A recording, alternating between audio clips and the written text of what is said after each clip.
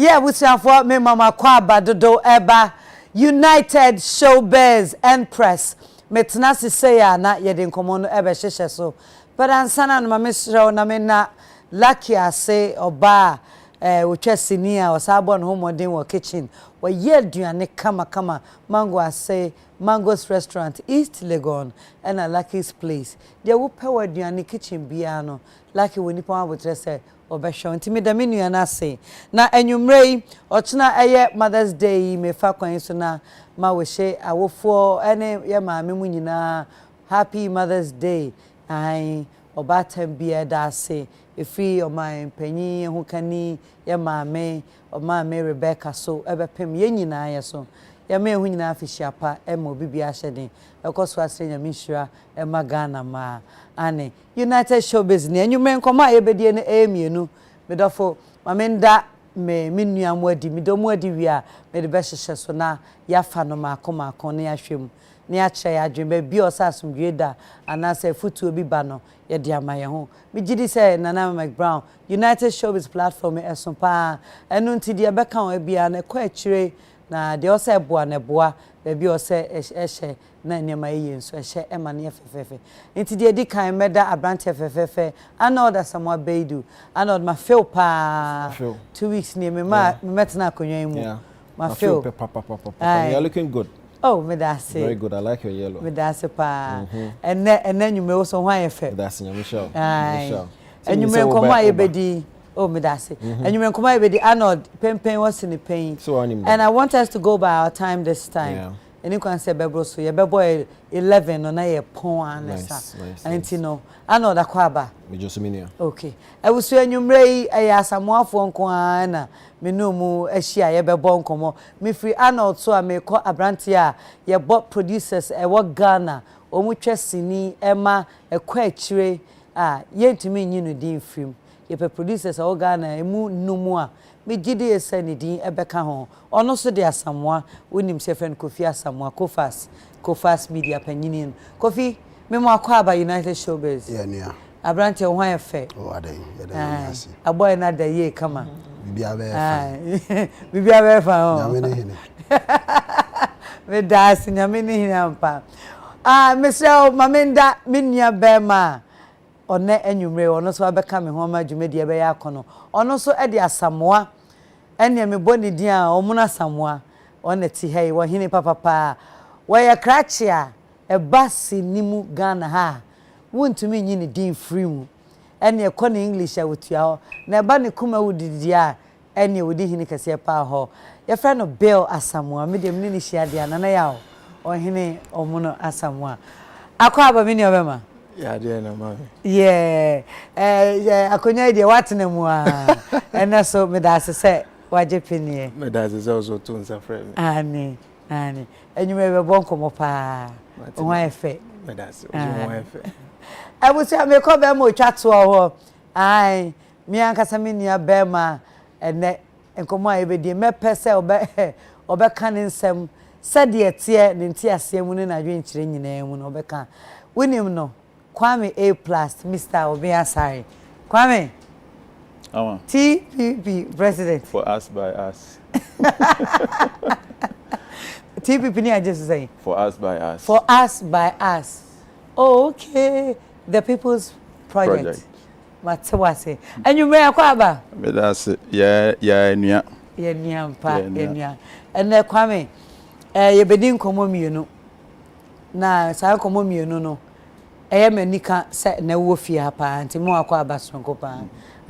Na busua won se wo hwe fly no so Empress. Enye me Kwame ne oba ena dwumadie me be ka ho bi. Me ne ababa wa otwa sini twani half cast ba ko a o kame ho e wo Kumawood na eba production so a o gina mu pa me ne wo kasai wo de no ani series at the UTV afidie so a wo hwe no ebenada ene ya wada e wo kwada ne ya wada aya to ne din nyanta oba pa Matilda Kumawood half cast ba ko we number 3 me boa. Some na me number 1 and a Vivian number 2 and I number 3. Ananka also mukra na we akoko no won. Aye. That's why number 1. Ma ji Mr. Modi amame. Aye. Na yeni kan hwe production nyanta. UTV ha eda ha ye hwe nda bia. Nyanta enkrofo age story no atum. Wo sha se enche de then I can found. Well, the medical can say Yanta story na yede by UTV no nyame adum Ghana fo age atum. Okay. Amanfo hwe na omudi hu adanse. Na ne nyina no yede aseda ne be ma Father Dixon.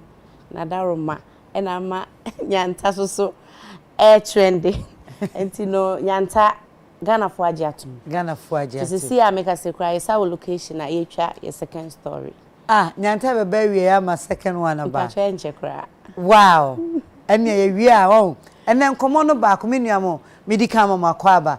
Mr. Wa wo hwe ofie so me mo akwaba bio na masrel say UTV Facebook no magina ho na magye comment no pa anti Mr. Fafa ho UTV Facebook Ghana. Ai me de fafa ho na mintimi emfa won kan dwumade o na nyepe. Mr. Mo yedi kan hwe niema mienu de yedi kan hwe nie. Nansan ye social media ye hu say obia target fix the country now, fix the country Ghana, fix Ghana. And then obia sorry fix social media the ye nyina ejino but my started with Kwame my started with wo ka wo point here no me pacho PP TPP president we start with na ka bebo yi Debbie being controlled fix the country social media I movement be as nipa bebre edi o manu tumu na done very I mean lately ate started say Kwame president you started with social media Twitter I wouldn't say the reason why Tianam person will start with Arnold Arnold be take adeni from entertainment now you water down. Who's a entertainment show? Entertainment show. It's all start with Arnold. Or be water down. So me cause we have for political show. Thank you. Or mouse signal. I'm a as soon as you can. I agree. Oh, and you agree any break. No, being controlled. Oh, I'm a Debbie and try say who be convincing me. Oh, men convince. I'm just saying let's go. No problem. A friend is saying fix the country. Yeah. A nipa wo o man no mu no na kire se wo se aban no etumi ye bibi fa o masetena as citizens no na me feel say achakra dodo but politicians na wo man no mu ebi eso gitum se no kre who here say after 64 years of independence no enyoma bebre esesa it's so share owura Gabi Ochodako Twitter ono wan kono direction na ebinom de call say na go and fix yourself ne sa anyoma no o si su pi say who be here say you be fix it o man no me sa tweet no ene nia mani je ho pa because asem kasa bi wo ha sa wo kan etumi ma bonsam kra kuma e ma ne sakra enipa no eni abre se enkoye wo kwan bes enkoye wo omo asetenem na ade ba kwa so obi hu ne se oman na yetimu no enye enipa kuo bi na yeyi wo masi ho se omo na omo betumi akasa afa amambuo hu so we a musician no so we a actor so we a producer trader woni adwuma you wo betumi akachira aban ne se wabrabo na wo bo no enkoyie anasa oman ne enkoyie ma wo saa de no adekudinti ete saa ne se so kan constitution na article 244 it talks about decentralization I'm say chapter 20 decentralization just say amemwo no ye de ba form ama obia owo every electoral area enya ho kwan akan bi so we kan your friend is saying Local Government Act 2016 Act 936 so we kan 16:1 or so say ansa na ye be yes assembly meeting no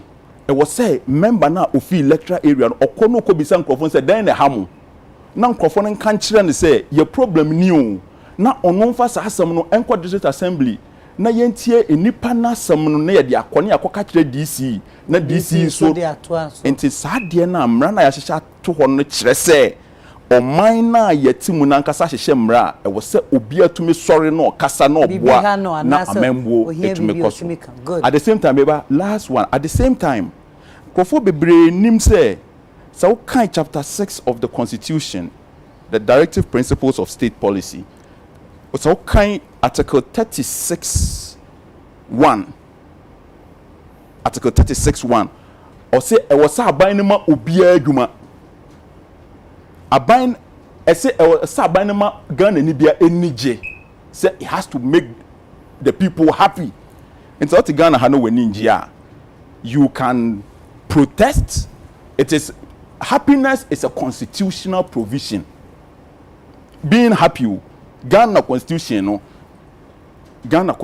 no so kind article 36 tie ama me kan kitwe no bia otifie bia te say ya yemra say o say Ghana ni bia aban ma wani je okay article 36(1) or see the state shall take all necessary action to ensure that the national economy is managed in such a manner as to maximize the rate of economic development and to secure the maximum welfare, freedom and happiness of every person in Ghana and to provide adequate means of livelihood and suitable employment and public assistance to the needy. Article 36. TPP. Baby audience no. Thank you very much. Say of mine baby a wo kwan say. Ordinance enunti ena nipa no asori kasa. Omo kasa. Good. Afa yen hwe anod member also this time. No problem. Yen hwe how a movement e shase. Well, social media is very powerful. Obi a oho sisi obeka chese social media no enye powerful tool bakono. Ida say wada. And I say onye conversant with the time. Oman biswa social media at top of government. Yeah. Egypt, Yemen, Syria, and the keke kahuni na no. Social media just that platform no kwano. It's shaking yama. Inti powerful. So fix the country na started with social media. Na ade ba kwan ye minim say do say feel I don't know how to put it. But they intriguing one say any political party been started. And na any recognized pressure group be na started. A youth mebunya any listen. We are not excited about the ecoso. We are not happy. In fact, we are angry with the standard of living. In our protestation, you say you kasa and platform and my freedom na bit me yes our protest. Social media. Now because social media platform is very powerful, yeah. And in a week or a couple of days after some movement started, actually you hit no. Oh yes. Government appointees there will respond. It be different hashtags and they kick out to the point where Enra, the Vice President of the land, Honorable Bawumia, His Excellency Bawumia, actually had to respond. Yes. Our day a whole episode article telling Ghanaians, so Nana, His Excellency is fixing it. So it tells you say there's something to fix. Exactly. It is how movement, it's powerful. Yeah. And now, say any COVID, any maybe a bit sequence. A demonstration would have been one of the biggest demonstrations the youth has been able to organize. Yeah. And then KBA, social media effect and the power would have realized it means that if you're able to instigate people on our platform, then it manifests our physical realm now. Then you actually realize this platform is huge.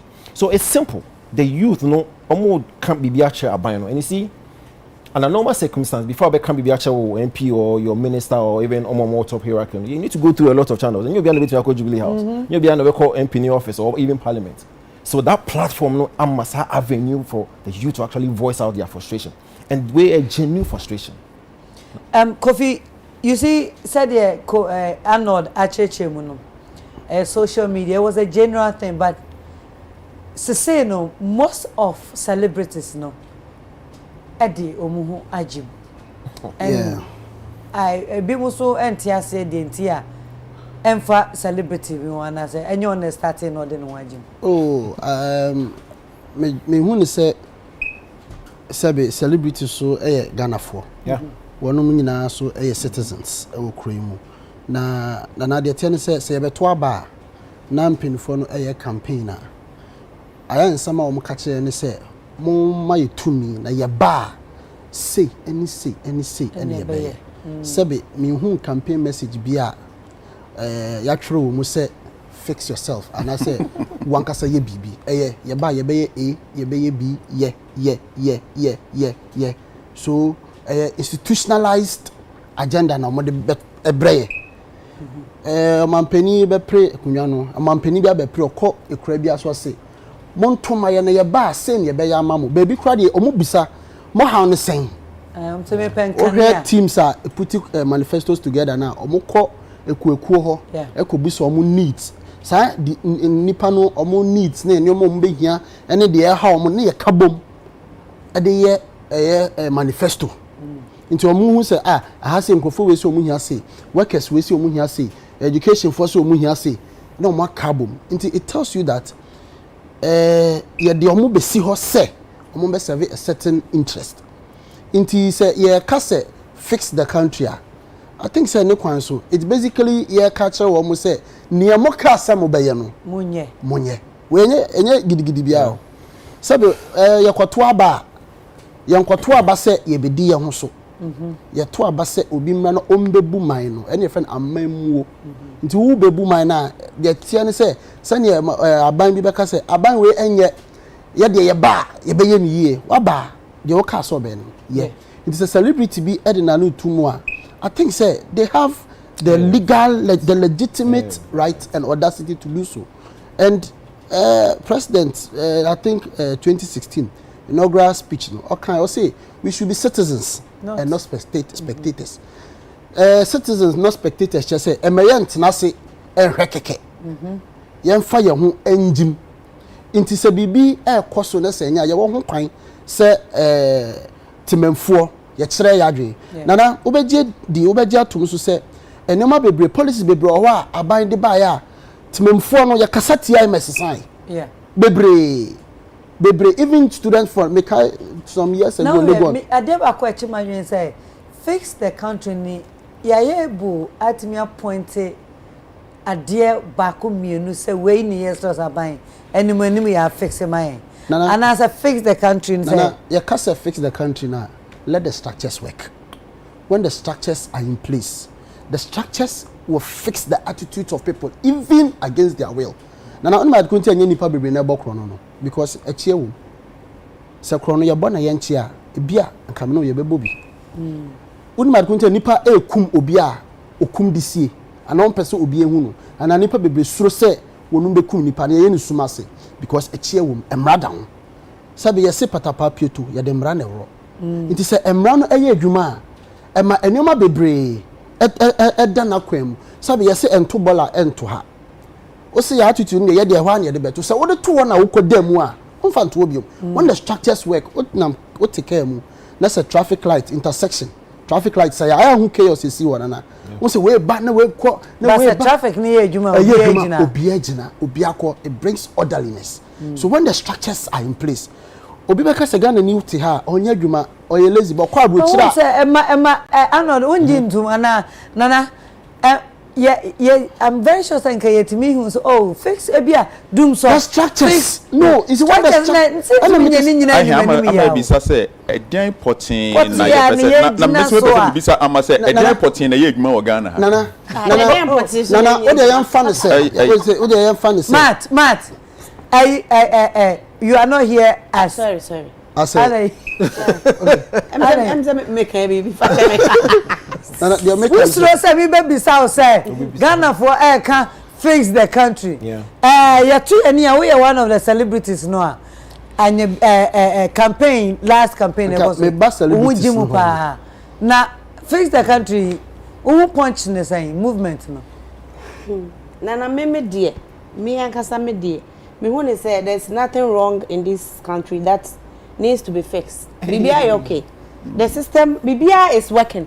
Hey. Because on say who be sakofi say e di ade e no mu hia say yem fix ya. On to me nkan and one say was stretches be yeti kroma so kokun obi a aban fa ho nchew fa ho nchew o ye bone a ye be chew en mra bebre okrom ha eye adwuma de say bia mra ne nso mu a enti se mo wo bibi particular say ade we ye hia say o mampani on fix ya e wo say mutumi na emi na mutumi nka say fix the country ekura yeti mu ye nko ntokwa a school focus school. Doctors are not on strike. Teachers are not on strike. Nurses are not on strike. But lights are off. Lights no enko off for 4 years. Yes, schedule ama omo a omanya problem no. Enti se bibi wo ho a mo pesa aban ne enya e wo se mo yes specific. Na mo to me generalizing say fix the country. And then what generalizing enti mimi de se bibi wo ho a ye pesa aban ne nya we should be specific. Okay, fix electricity for us, and I'll fix school or fix problem na e wo ho no e wo say mo yes specific na mo name me want to mean ka say the whole country needs to be fixed. But also fix the country in movement wo ho ama me hu bi who is saying say agro ne edi ana say or how party bi wo no tina nipa ne sun efre sa movement ama. First and foremost, it is very interesting to be a Ghanaian as at now. Okay. Looking at the way Enema AC Kono. One, I'll take it from this point, where my brother says we should look at what the Constitution is saying, as in citizens, you know, and I expect to say aban yeding, and then we also come to Kofi and then what he said about President inaugural speech.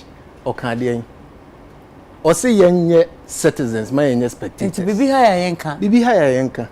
And I'm so say Bibi anywhere. I say higher was yeka. Maybe she knew who said you are fixing. Unless say one man name say, I dear way now on fixing my. What to mean? Cause the whole country needs to be fixed. But the main person can say, Ninja America is very interesting times. Democracy is working. Okay. And on the money yemede. Say a buy no obi ansori afa banko bubi. It started on social media. And by God's grace, social media started a binary respond. I have seen a lot of tweets and A+ can I say Gabi dia a buyer or Kase. He understands that we need to fix the country like people are calling for. So that's it. It tells you says something is wrong somewhere. Did it start yesterday? Did it start today? No. Me, I started would fix the country. No, what I felt was that we all need to fix ourselves. Okay. Not to look at only the government to say, oh, I buy fix. Wait. That was how I saw it. I saw it generically say, oh, okay, fix the country. Yen come mommy and fix the country. No, till the political parties be started also doing another thing, as in fix yourself, do this, do that. And a man, some political stand be. That is how I saw it. But to me, dear, the fact that somebody is calling for the country to be fixed, it all started with when we realized they say, Kakrebi ana kaniako off. Kakrebi ana kaniako off. And Nona started the whole thing. Now, Nana, I started, you know, I did communication crisis in social media as my thesis at university. What we need to understand is at the end of statia, how you handle the crisis, no, and the baby na escalate and now say a diminution.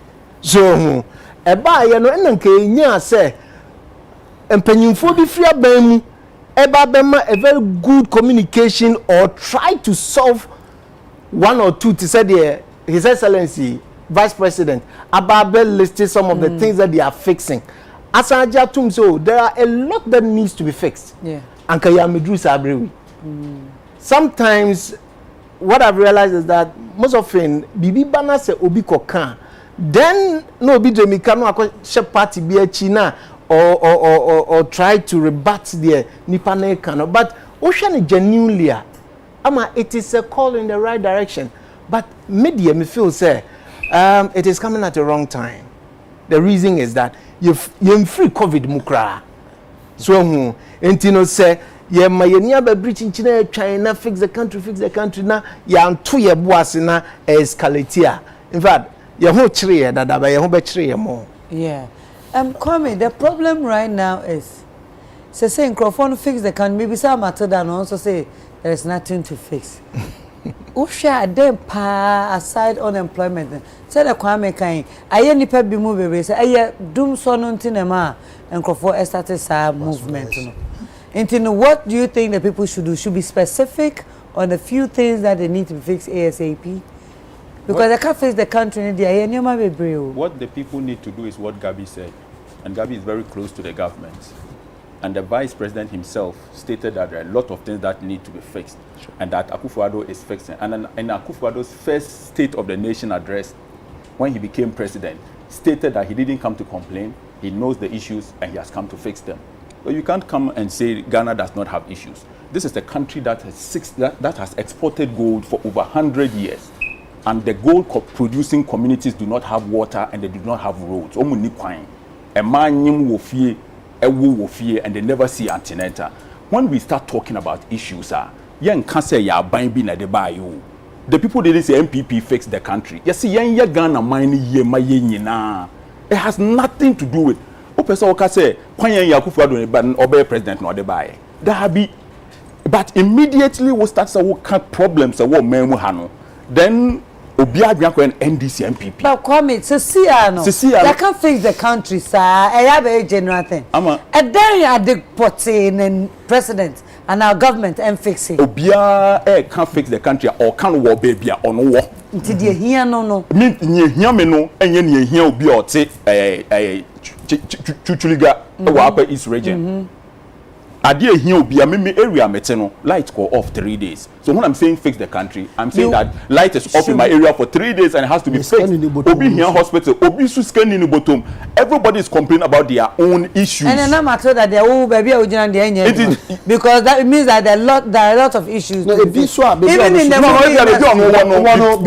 okay, and only was no fixing. Kumasi one be okay. That's never be possible. What can say no fixing?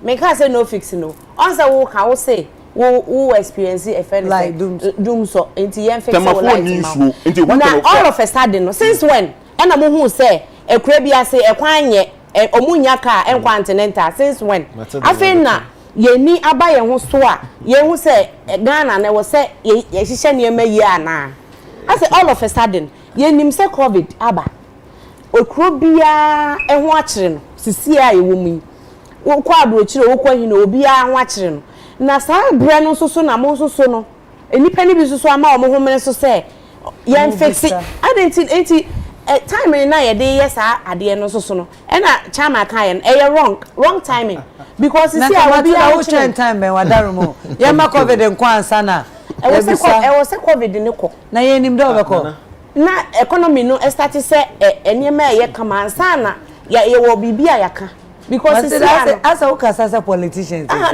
Me yes ni o. Me yes ni but me sana me hu no. Enti na me ka say me point of view.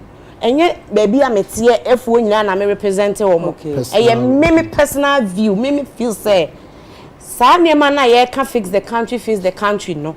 E was say ye nya abotani ye specific because me hu ni say niema bebre wo ho a president all year enye COVID ya enka niema bebre ka konanim ti say yare abebomu a e wo say ye nya abotre e ma no no de toto niema Kofi wo so ti hopo asa Matilda sama oka no e o say wo ye politicians e senti no one na nya adwen there be adwen there say e o say Kwame acheche mu say obia wo de hia no sese na making na ye naro enkomo emra yesi ni mu kakra ye de basi ni so start time because am anodin kasa the American say I think he say Kwame kan ebia senia onu no hunu say ekoyie onu hunu say sebe bibia de na kwam hwen ha no bibia koso en de sa na amamu no ntumi emplease obi anti say okase ekoyie a no kra bi ekoyie ma no say ye kasa bi nkoya na me kasa fix the country bi a bibi wo ha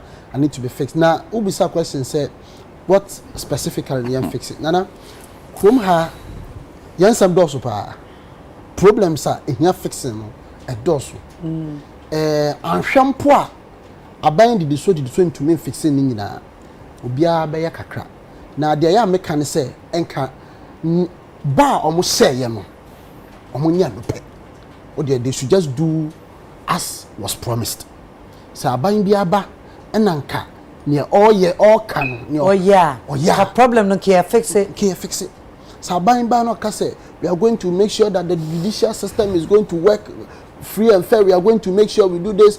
We are going to build 88 hospitals in 1 year. And 2021, by now, 70 hospitals are working. Job for nurses, job for doctors, job for cleaners, job for food services.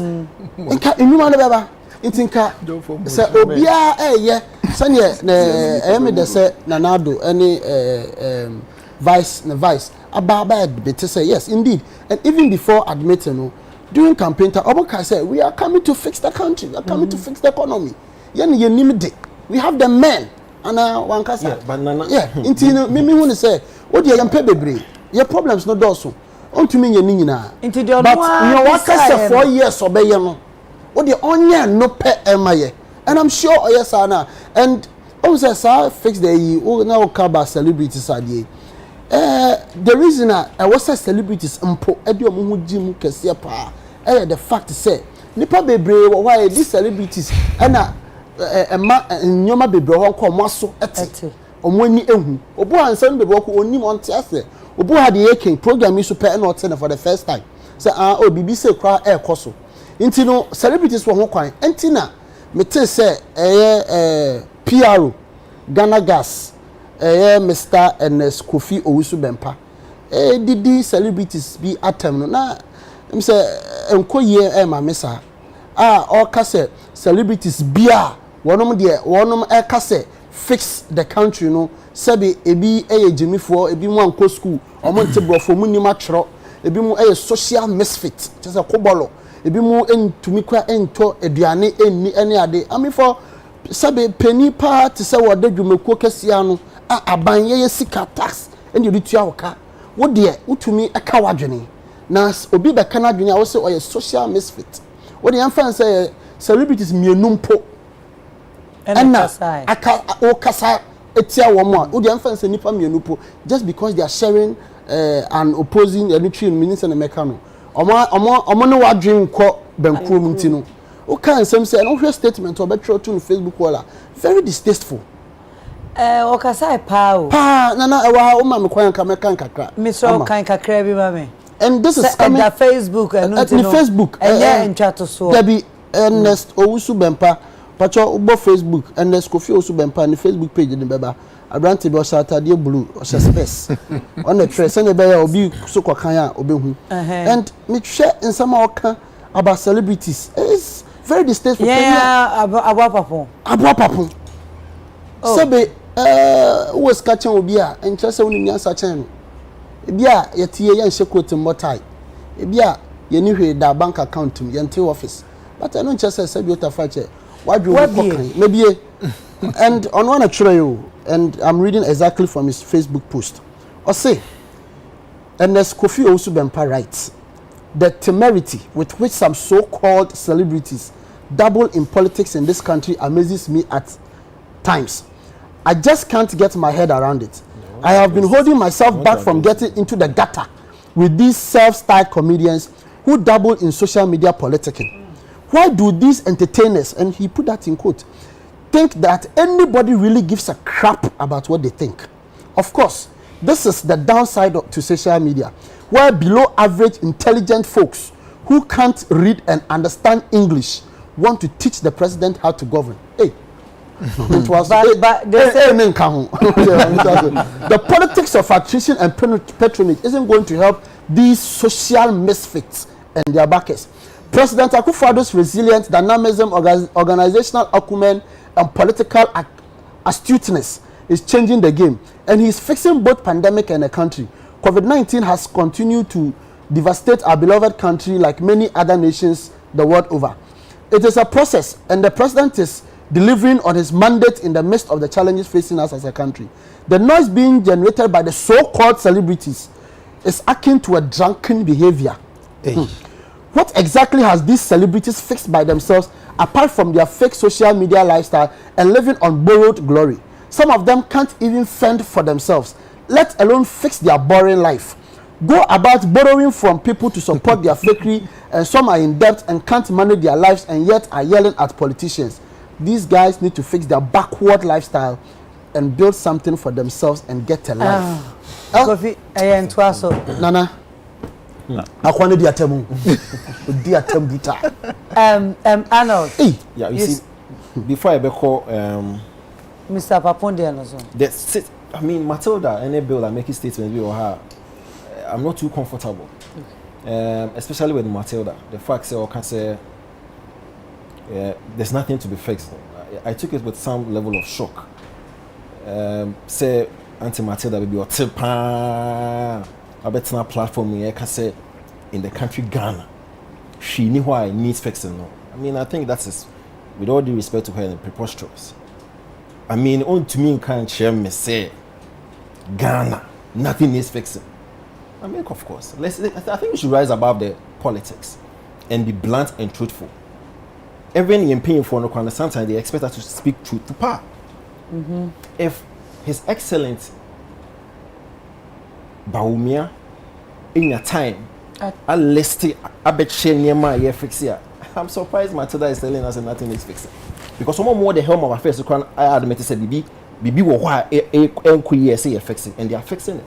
So you can't come and tell me say point anymore. No, but come on. Say nothing is fixing. But let me go to the other point.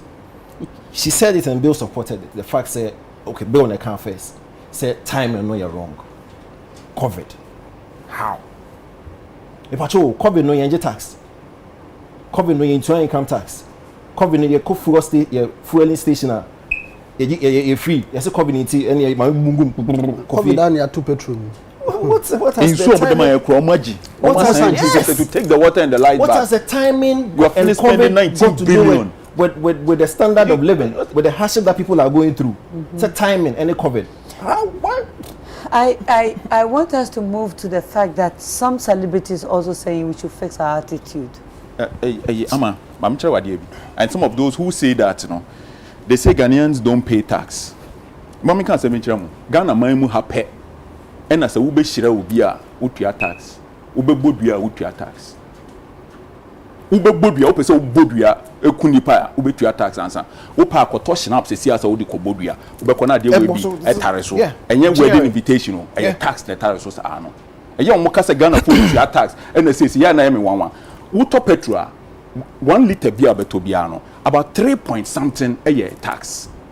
3 cedis bibi ukoto KFC na ubedi akokọ nam obawe a aban say when you scatter akokọ nam eya ahwe receipt ya cho VAT aban eji wo say obawe akokọ nam ama mesika ni bi inti sankrofo ka say Ghana phone to tax I don't get it.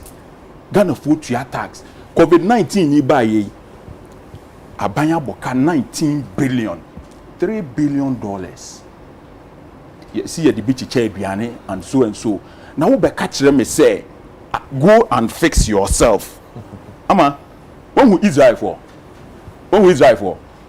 Nyankopon wo boss ro ni asase di omo free Israel Egypt ko Israel keke ene wo betumi ananti across you omo di 40 years adentia o ma so ding nyame di omo nam ha no nyame obo wiase just to take them from one point to another in 40 years. Now person will catch them say Ghana for there. Omo ankasa nko sakra nsa aban na tumi ebu man no. Onipa da se nipa pa bi eni wiase baabi a eyemra papa na wo wiase baabi. Enti na minister for Greater Accra Regional Minister Honorable Henry Korte oba ye na traffic wo Madina. Wen ko gina wan kan say mo fix mo hwade na mo ye traffic wo ha. Na hawkers no agye kwan no baako. Trotro for agye baako. Omo mo be park agye baako. Inti account just one lane. It is Zongo Junction hono the bia traffic wo ho oyi Madina omo mte kwan so ton ade nyina he moved them or making sure say trotro empake wo hobium or making sure so omo nanti twa kwan no mu no omo use foot bridge no and no bedru we dua flower wire fence dua flowers wo ho after the traffic no ko that is fixing the system and automatically it fixes the human being ama opa kwa America ne na mun yi speed camera say what New York nyina free ho say no more speed camera yeah ube hu Formula 1 a ebesi kuru no so obia there will be chaos enti na say yesi asore dan a na ya say police station na ya say court ye nka say omko asore ombe fix omo nti no need for police station and court e wo say mra no ye adwuma say mra no ye adwuma enipa no automatically no omo ankasa ebe ko omo DNA no mu ama I manifest it ama yehu fix the country movement obia wana dwenkyere ye ko Facebook and ko so actually my drink sepa ewo ho na ye why before some making kind omudie no nyina no bill if we are to narrow this fix the country down yam entertainment na me no de emfa nko sini FM sure so say if we have to look at our film industry we have a lot to fix sure and Matt I say we come mumie no pa as a producer so say yen adwuma yen ni hwe ayeyo into say as an actor and as an entertainer I can't aban say fix the country don't you think we have the right to do so okay chairman Ama before some questions I mean clear why I mentioned the timing I'm not sure no see when I was talking I told you say but for democracy any senior response be urban ya nye careful escalate ya ho ebekire that was why I mentioned the timing reason is this some say komo be demonstration ono ankasa I can't necessarily say it would have been one of the biggest demonstrations in town right but courts as you say young accept say COVID protocols no I will see a decent COVID protocols you want and kofobi demonstration against Muhammad 2 times in 1 month Kwame and you mean na me call court work can asem no don't follow them I'm not following them what I'm saying is that me a politician what I'm saying is this me say timing no what I understand is this say sabrain na COVID aban bibia na ye bia no yenye careful with it enti kanya COVID di anka ye won kwan say enya say nye COVID kra ye won kwan say e beka me sha say me kan say a interesting time so what I say people are advocating for kasa obia kire na adwene o social media efe ede nyawo kan obi tie di obi so kan o so ye den etie na ye nyina ye move on but say anya careful na say ye se chinchina atwan say de unim say nkrofo bi the response aba say police say omo ho ban kra omo de still now made demonstration my argument is based on that point say anya careful na ye hunu say whatever it is there are certain things I call in the right direction say you're fixing Nema. Coming back to the film industry we need so many things to be fixed for us ye pre NFA aba aka legislative instrument and we are trifiable that brings me to where we have celebrities going about omu kase yam fix a country my only plea with them say aya na enye nie obi abeka bi ye na ye behu se wo so abeka bi no nko na ya na wo so omo ye den omo beka bi but some things like the LI na ye pay as industry players na yakun ho a enye den emma no we need them to also voice it out say they fix the country ya be ya air trending to obi apese ehun bi on the page no so that I say some of these things we as entertainers na yen so no enkrofo tie your voice no yen yankasa yen sep eba yen fe hunjim me no kasa say the cinemas are closed sorry yeah producer to say producer say cinemas nyina da enu ntimi no kasa wo hwewura mu twa nyantanua e dey abeto TV so ama at least wo dey we okay But when it comes to our sector, Namat, we are all bleeding. Nana, me say the work but you say so.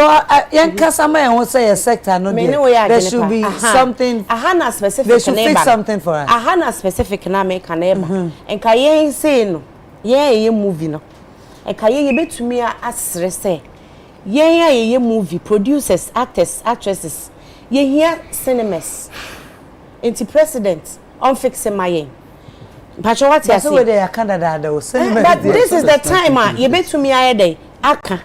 I think but yeah, fix our cinemas. Yes, yeah. Fix our fix health, fix agriculture, fix. Sana me maker because you need to bomb say fix the country. Yeah, who then I person ye che. But how be ano? Onka, you how be onka. Ka me a producer me ye movie. Me stress president obesi cinemas amaye.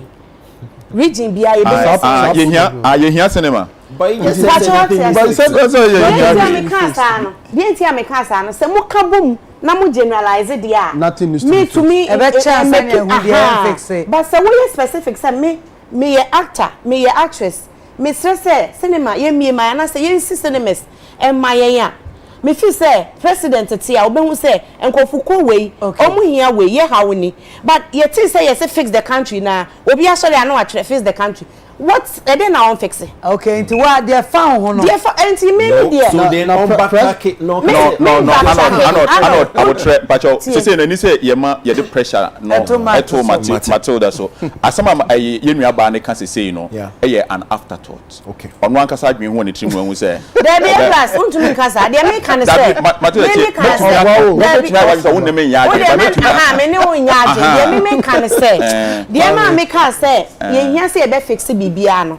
May can say to be specific. I was say which can say ye singing for ye cinemas ye teachers we a politician o ebia o here the o community no society no I was say can me ma dwen say ye to bom say obia fix the country fix the country me want say Matt a protest now obi o plus so nim say obi o kwa fix the country only the court say mo ye na no so fix the country mo ye bia hu hia send enu na be ma Dr. Bawumia vice president of Ghana sorry abeka ho asem say me person me producers ebo video ma me Kofi Osu Bempa Mr. Bempa sama okan no wabeka sechi ebechemti no me pacho producers embo sa video no na yen hwe so no odi kan tro we etun Facebook page no de oka no eno ana oka nti me producers momo mame Celebrity, definition of a celebrity is somebody who uses fame out of sports or any other entertainment to gain popularity and build society. Now, many problem and they say these are people who has to be cherished in society. I cherish them. And then new phenomenon biaba. Ababa will be sorry. No ako or the camera seen so. Na social media no atweke or twerkia near the naba joining famous people who say or no so a celebrity. And that is where I describe them as so-called celebrities, because how do you draw the line from who is what and who is doing what and what is society looking into in the near future? And it's very important. I say when I'm kokanya, amphobia jimanwesi bonia. Ye can say ababa waketua or America we 23 years. Ababa we need the Kylie Jenner. Kim Kardashian ni sister. Wetima use social media and they are building a whole empire. What making so much money? Our bay or the four.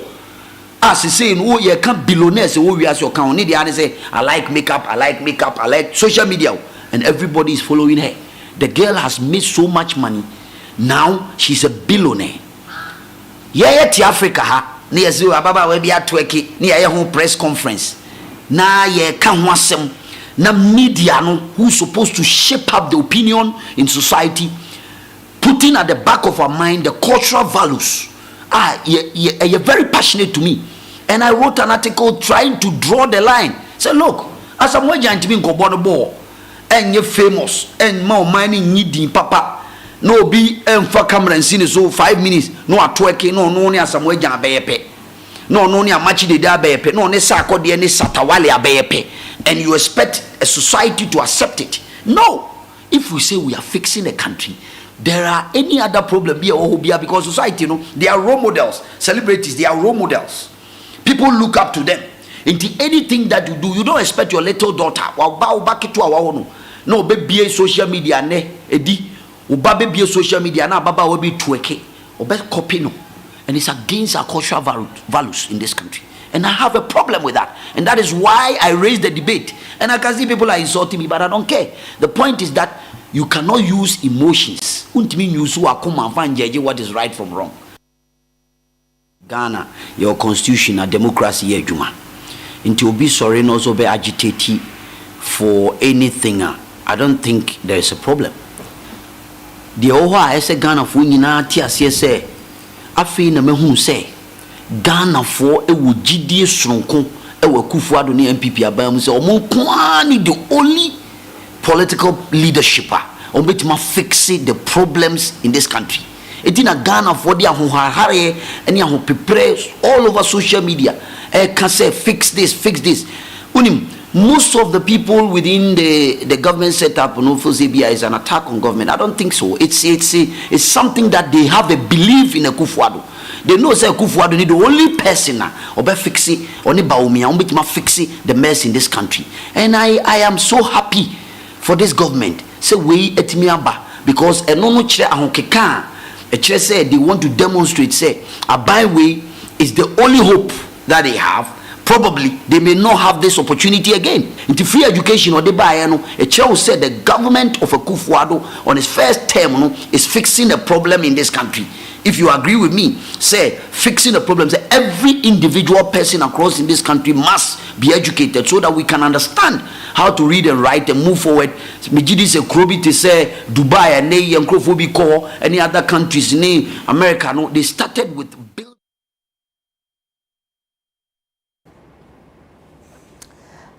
baby akasa no be wie nie but the entire board video yi say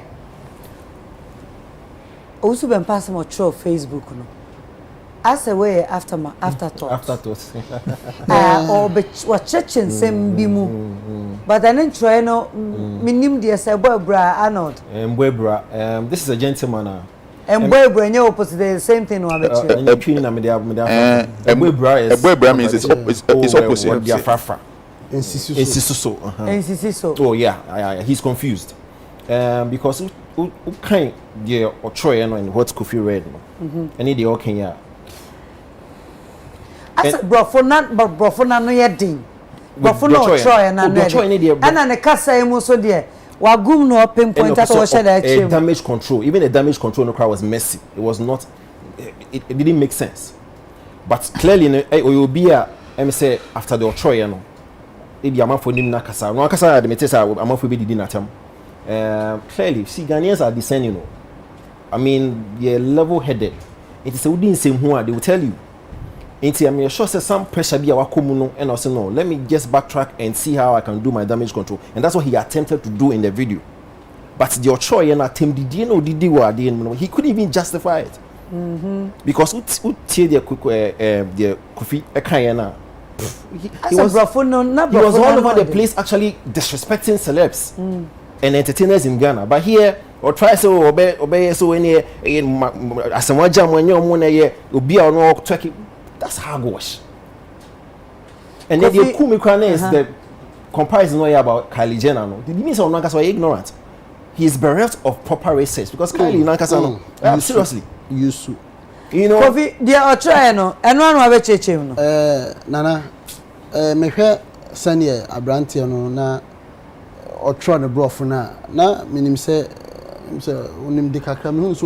Yeah, but this thing was full of errors. Send your sort of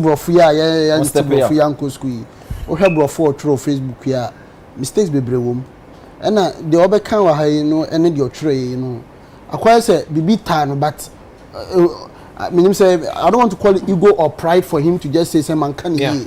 But I just want to say emphatically say he has to apologize to celebrities and entertainers in this country. He must apologize. He owes us an apology. Free say, even example, okay, nana a beer, young fan example, will be twerking or the best celebrity on twerking forever. example crow make here Kardashian see sex tape and nobody be celebrities sex tape no leaky here no the be celebrity. Did she continue making sex tapes afterwards? No. It's neither here nor there.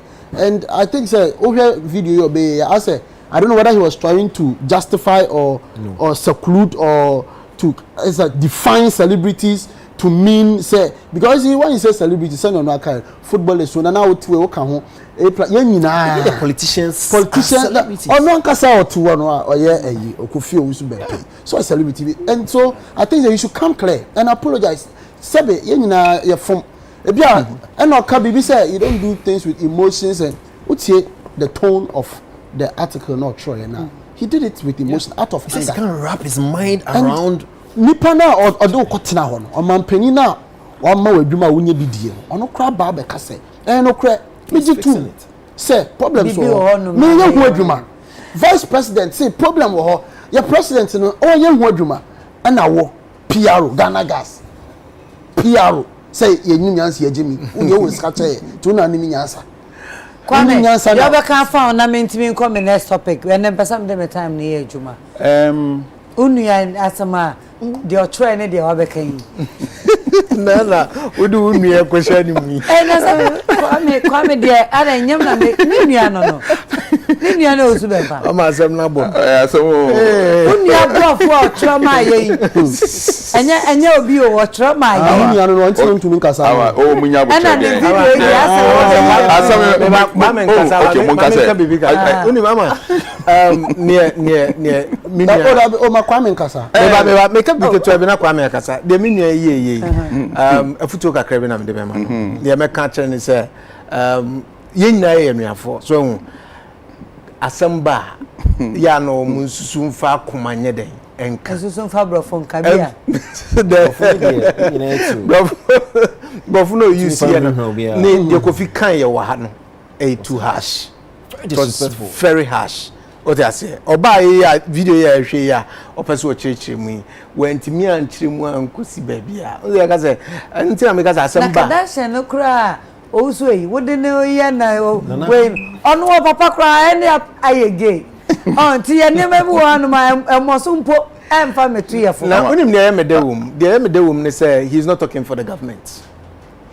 Now we can say he is because no say government office no hold it. Ovie was say aban I egusu fix na aban kwa na betu ya to kasa ma aban into kasa be kwa me ka uni asam ne enko mesre mo asam no na menu ya kan ya da be du ba bia na na to me come asam na menu na kan wan kan yi no yen ya asam aye me ba jo tie omutie asamu a eye Owusu bempa kan sabi won kasa ma aban onya aban kasa ma of course wo kasa ma ne ho no no apre aban no wieye asama kon de aban betwa to ena me kan it me kan se obegina wa kasa no me patch asam na ono akan some dem kan aban ono na kan so Ghana ha obi a wo kwan so obekere na definitely sa iti dia o kan obi a kire na dwen no so a kire na dwen anya aban na suma no so o kire na dwen eto ono na a kire na dwen na me kan asam no kan ye no wan kan yi kana wan kan yi no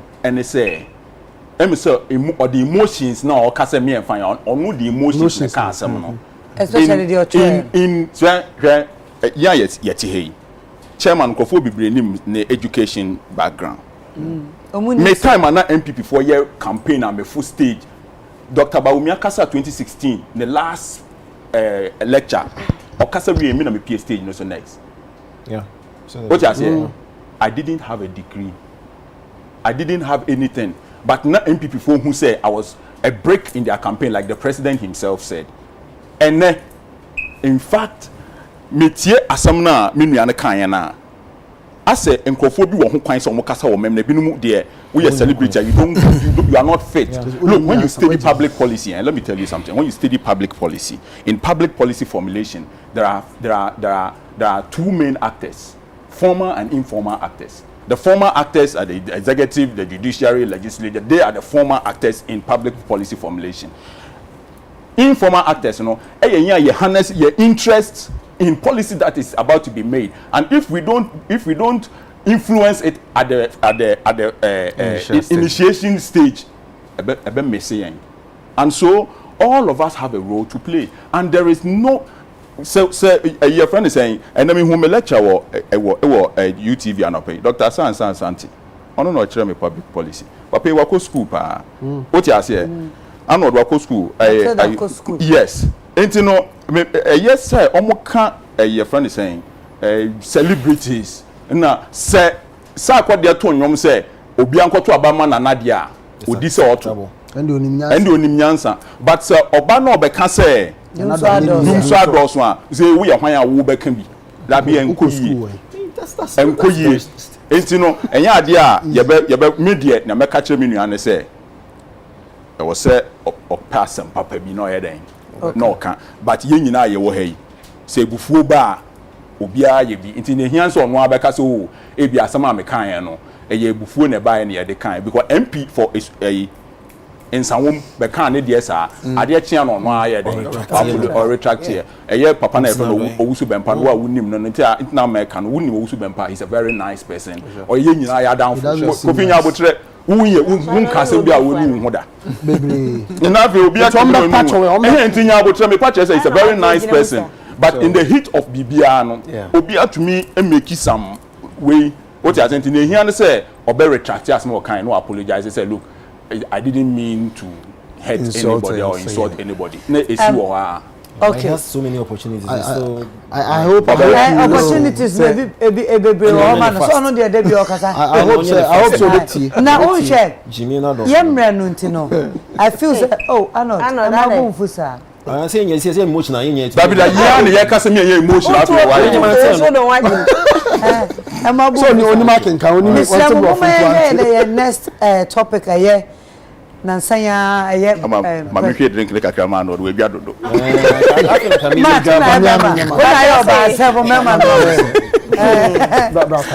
over service and wo sabi mu asomra ha mame ye be hwe mu asomra ha ne jade ye hwe presidential film page series ya aye nanu ya omapanyi eda na di ade bi a aha adwene kakra pa ewo enipa bebre adwene mu kobi esa say te say asante ase bi nya adwuma o baabi nintin me sromo me encheche enema mu kakra kofi na tena asema me wai wadaroma ai Arnold presidential film pitch series ade a NFA account launching last year yes June last year ai COVID asemi enko ana wo hwemu a eno ana omampanyin so epa ehon toma eye bosumi etwam aye enkrofo bebre say ade ne NFA edikan launch ade na eno ano omampanyin eso ababe launch. Well, for me I think say industry no I mean more any bill, any matter that more stakeholders now. Yeah, they are supporting, figures. If you guys would understand the fact that funding we here power movie industry especially. It really minimum there. I really do not care. Say NFA launching last year, and now I'm paying so I be this year. The most important thing is at the end of the day, whether NFA last year, and now I'm paying in this year, end road near thing. Are we going to get some money? Are we going to get some investment or funding for the movie industry? That's the most important thing. It's someone you're launching a couple of times. Now, President didn't have a Jimua. And it's not the most important thing. President waits.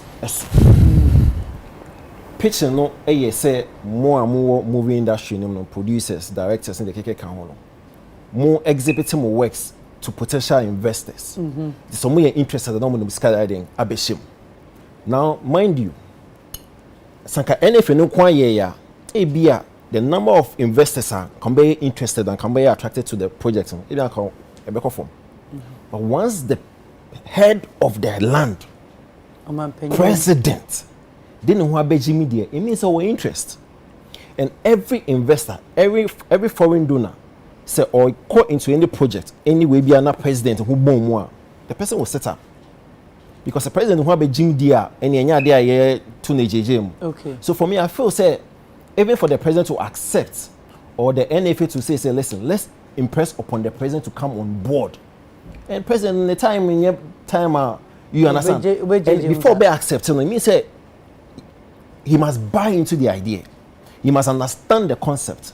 He must really be impressed about in the initiative to actually say, okay, I will endorse it or I will support it. To the point where Obeba back to grace the occasion and put a stamp on it there. Then for me, I think that's laudable.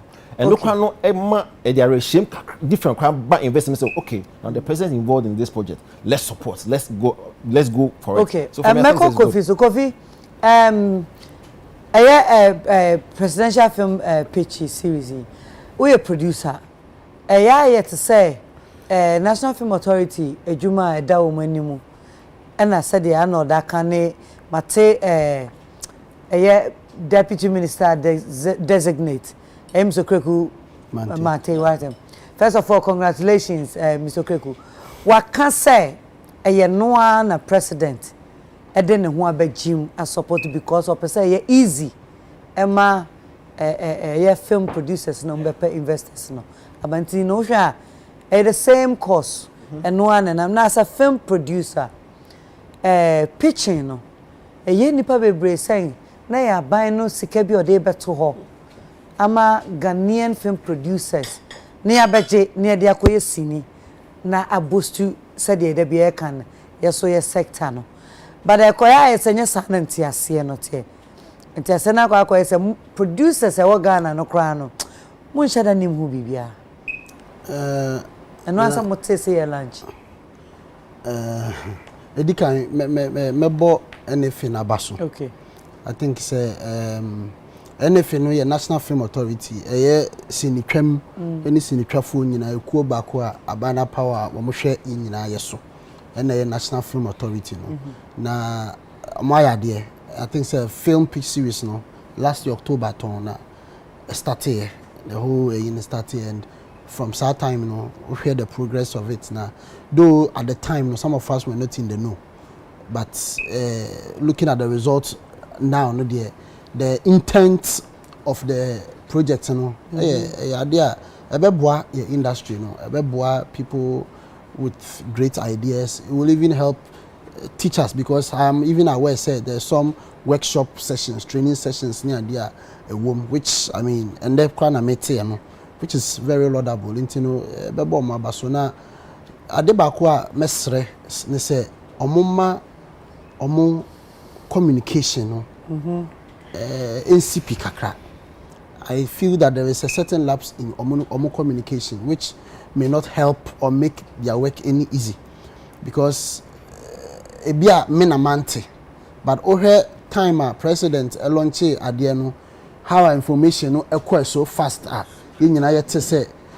president launching. In fact, when it was the NFA film pitch series, but when it became presidential pitch series, it tells you that the presidency adds some level of validation to the whole project, which is good. It authenticates and it even serves a guarantee for any investor who would want to come and invest in it. Now, question that we say about Sikabia Abani Adiano. In fact, Nina can communication now, may stress Womobama. Nka yetie ayeka film pitchi senka omo empenifoni bi etim na educate ya nka me sure say ebeboa but platforms bebre o you don't get this information and NFA no emma at embe chreche nyoma bebrem info news ne ba say ye dey $25 million president launch $25 million film pitch series.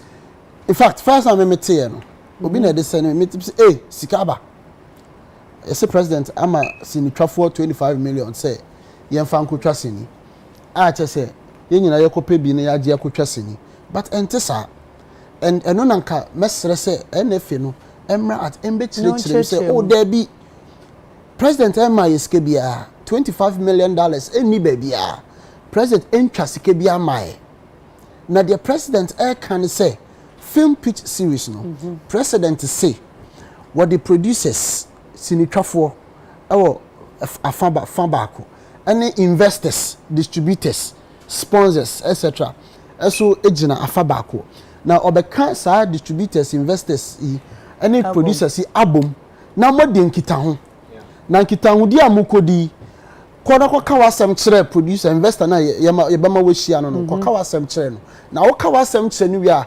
Mumma na munye business. Okay. Business a money on mobile no. Mum make sure say mobile business a bedroom $25 million. Matilda Osre. Bajoze. So Osre. But very technical hakra. Because we breaking it down. Okay. Into $25 million no, it's not a fund. Enye sika pudu eda ho. Emaye. Enye sika ye expect eba. Enye sika bi ayakra eba. Ana ya hu adwuma eba. Nemom Eye target ena o man panyin di amaye. Target ni tree no make kan say Send you be at ase. Amaye asudie. Hey. Responsibility. Amaye asudie bi. Say sinifo momra muhieska miniska mamu Nemom me ne nkofo bi kwakasa na mabehia wo mu na mo ne omo nkodi nkomo wa script wa movie wa say documentary wa bibia koton wo ho kona koton wo ho ma wo mu na mmom okwa make sure say mo anya sika mafia kura munya $25 million nkomo ni but there's a catch there. Say one to ama Senifo, there's been a short list. But what because me break it down the film pitch, the whole project. It's a project this year. Into project no sabe distributors omodumanko. Distributor bebre meska. Why ye bibia wie no na akoton sini na mam. Investor wo sponsors e wo different levels of investment. Into the president can say your person money omukosia. Into a possible says you omukosia you benya more than $25 million. Okay. A very possible. A very possible to say you omukosia you benya less than $25 million. A possible to say you omukosia you nya hwe.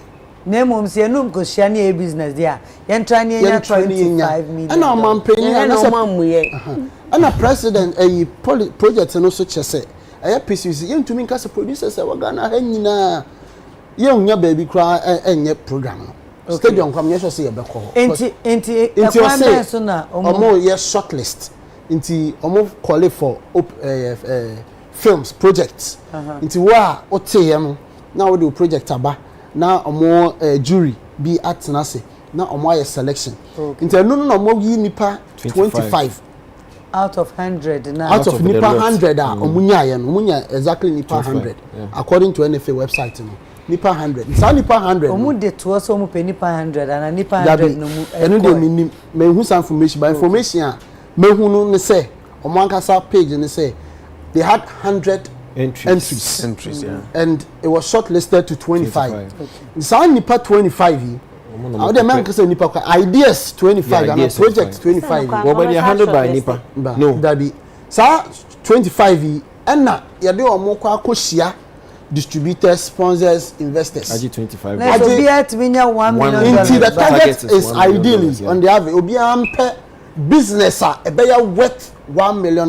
And business, okay. As in movie. Into the question is this. And so I make us say nka. I was say NFA because the intent of the project in there are marvelous. I born sama woman. But communication surrounding one. And nko man no me chechrim. Into sa 25 minutes the target is that President Ekase Matilda, ko any UTV for any special industries for Nkotnase. Na ko kan yanta project for ko to omunim so mbeboa wa. Na o ko no make sure say one face ke bi amba no $1 million. Na so so timi yes yanta na o chiro ye project ni nyina na ye $1 million budget no nyina. So these are some of the things that I'm hoping that ebia de making yenta Ebia. But from the president's speech, from information on the little information on the NFA website, this is what is there.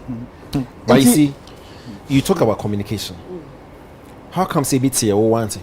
Exactly. Is it because you were not interested? Because the impression or the notion I'm more creating is more big guys were in that show. I was going to ask Kofi 25 no can one Matilda 25 no can. So producer Nana mama ye ma ne nyese sebe me nka ho Matilda nka ho obi ye big nka ho nti project ne ye no omo ye no enye me Kofi me pacho maybe sao Emma Uchem, the entire makers and say a lot of producers are Ankasano Muchesi Nina, Nim woman. Sa 100 equal me, so say, what do one count? It's about 25 for Nadia. Nes a bim put nim, Uchemwa, be someone, and maybe some producers, and they many of them may say. My main pick it up from the baby Kofi DC and I know do Busan. But as a moon fail, as a moka woman, yes, sister, young bank can be. Matt Obekasa. We can. I produce of the show. Make sure my plus. No, yes, sir. Nana, the American is near Omoka see as in communication, no, and only a problem as an industry. Okay. To say the buy say any president or became beer. Yeah. Anka baby. And I say information no and quite sure say producers ever tiana. I wouldn't be able to speak for producers. Because producers now what are they doing for themselves? Do they equally push to fix themselves? So that means they should fix themselves. They should fix themselves. The reason is that yeti NFA no. NFA no the NFA ye biano as we been found. NFA nan kasano etesay. Communication a free NFA ho bano. How is it? Do they have somebody who speaks for them?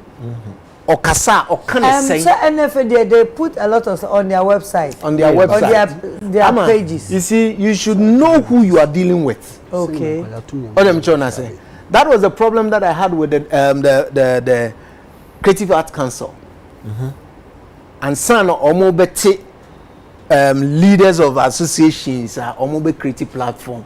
Because our friend Bill said, "Oh, bra, you be here master class being try nebra." Just like that. Our friend Minkwa, maba.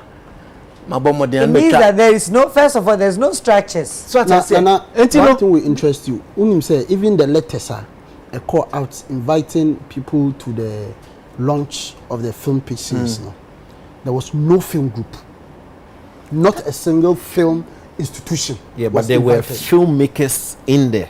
But there were no film groups invited. Five Pack was no. Say Omu invite say Obia, then it was an unofficial invitation. But letter, a course, so headed letter, a call out inviting people. No film group, no film association, no Five Pack, no Five Pack. No. If you mama ban can be.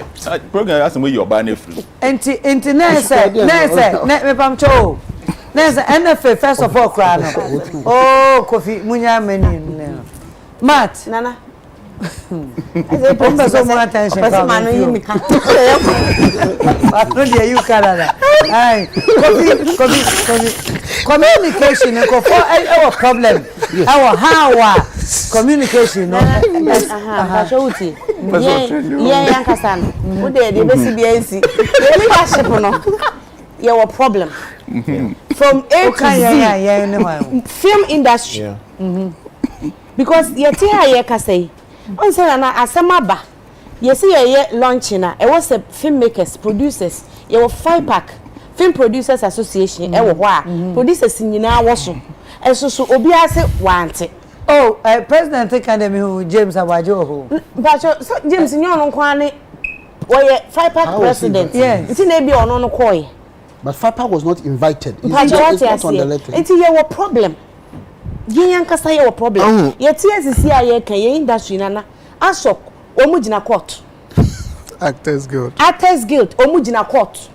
Enti sankofo ye mu ankasa no obi na ye mo. Matt and then there is something to fix. Enti nana enu na make say ye ankasa ne filmmakers yi say ye tumi asori ye gina kasa ye hawuni. Enti no ye moa ne ye nya e ka beboa ye. Okay. Ye wo problem nana. Nana, who say when it comes to film, I mean A+ in free chain. And teacher, na me show anymore. Matter that say your problem. Say your problem now, so near Gina, so I know to say no. And you probably yet to say they said the president a buy no new man in the year because one publicity and quality are producers organ auntie. Two, say also the investors every year. Woman nipa 25. You don't know that. They say they call me be money. Eba sa na agbo say wo kono na woman ni bia wo. Nana, there we only never. The person ni omo tu no edi nkomo. Kofi aka nya botre wakasa. Mami, Nana, unsa me kasa me can say you should know who you dealing with. Yeah. So now how to do that the communication. NFA nim local producers nana. And me kasa if you know who dealing because meba nana meba unim. Kamia kwaye say industry no so say we ka film producers pa oya no mo bo Kumawood fodin 5 pack ankasa structure na ankasa no ai wo ho no aye Kumawood producers ena ye den edoso sa kuo no nso so no kote no kote ye de ade bi ato wo so now sa Adia ben film pitching asem ya ye Adia ben dey ato mo meba pitching asem ya ye kan se ba ye nyene yeah so but do free producer bi na obusa na obaka onim ho hwe Auntie. there's a 5 pack jino ma ho amo 5 pack film producers na omusa ni mo hwe there's a 5 pack nya adwuma meba 5 pack ye adwuma pa 5 pack ye adwuma pa but adia na ye de aba no brofo na ka ho no enye Kumawood produce 5 pack dia Unim. It's a target in your local producers. Exactly. And until say maybe this Oscars of a thing about yeah. Yes, so the obi the movie quiet oh fako any sini we bi near there. Yeah. A chile kran san na eba ka say oh omo kran no they are looking for local indigenous language. Etina de ye de call ya omo ka say onye obi kran na ye say no kran na ye dey na ye pe. Ohun say ade na quiet to say Nkra abrabo. Nkran abrabo. So eba ye no oh na we wo kofre na de abrafo no obeka na ho. Yini sinche. We sini papa ben no. We sini papa ben no aye. Oh eno no de sa eno na ma industry ni ye den e suffer. Because NFA no ntina me bisa say NFA na wo ho na nkasa no. Omo nkomodie etisen. Omo niema omo ye no etisen. The omo ye no does it trickle down. To the one be onyaje ho. You see, to be fair, I can understand say e be a PR or publicity and communication no. And quite weak but I do not agree when he says say nkran abrabo I say ye e bi mofim. Listen, NFA sa show pitch omodo to omo website. Ebia omo yo omo discussion. We can all agree or disagree say ebia platform we use to make the announcement wrong or right. But the point is they made the announcement on their website. And indeed, from the time Omo year launched, from last year, all the way till now, every announcement with regard to this film pitch, they put it there. It's on their website. Kumasi website, it doesn't reach Kumasi. It does. Sunyani, it's the same website. When you are in Sunyani and you have your data, you log on to your board, whatever, you see it. So yes, I can understand if you want to comment about maybe the laxity with the PR or the communication. But I will not agree if you say so. I did not actually categorically say so. The impression you created, no, you just agreed with me. No. You just agreed with me, sir. That is the point I am making, sir. You should understand the people you are dealing with. Now, how to communicate with them. So, sir, what there are 2 websites. So, many of your groups WhatsApp groups bebremu yetimi de bibi beto platform bi so ukra no aye den wako but obi draw attention say oh I just say that ho quickly you go and then you do what you're supposed to do and no make us if the PR is strong bro mpacho what's up man na mpacho the chairman kan nyina ne say 5 pack no the whole thing is say omo here workshops e was say omo educate omo ade bi beda ho na ye brofo a ye chechire mu ekotwi na producer bi wo ho na obi wa wonim adwuma no but e bia ye de akọ brofo kasa mu ntino ohu de ye patch na ye workshops ma wo mo na ye chechire wo mo ade nani so a me fi so wo mo betumi do mo ho agi there be we de nye 5 pack asem na ye ka na de ye ka NFA say NFA said na e ka say NFA also who the kind of producers ah omo ni omo deal e wo Ghana ha enti no say if I should base it on the Nanaka, that means NFA Kuraji to say be a producers na wo Ghana nye onu no mo hwehwe. It didn't say that. When you go on the what I mean say producers are Ghana, sorry, me no madani asam. Producers are Ghana no.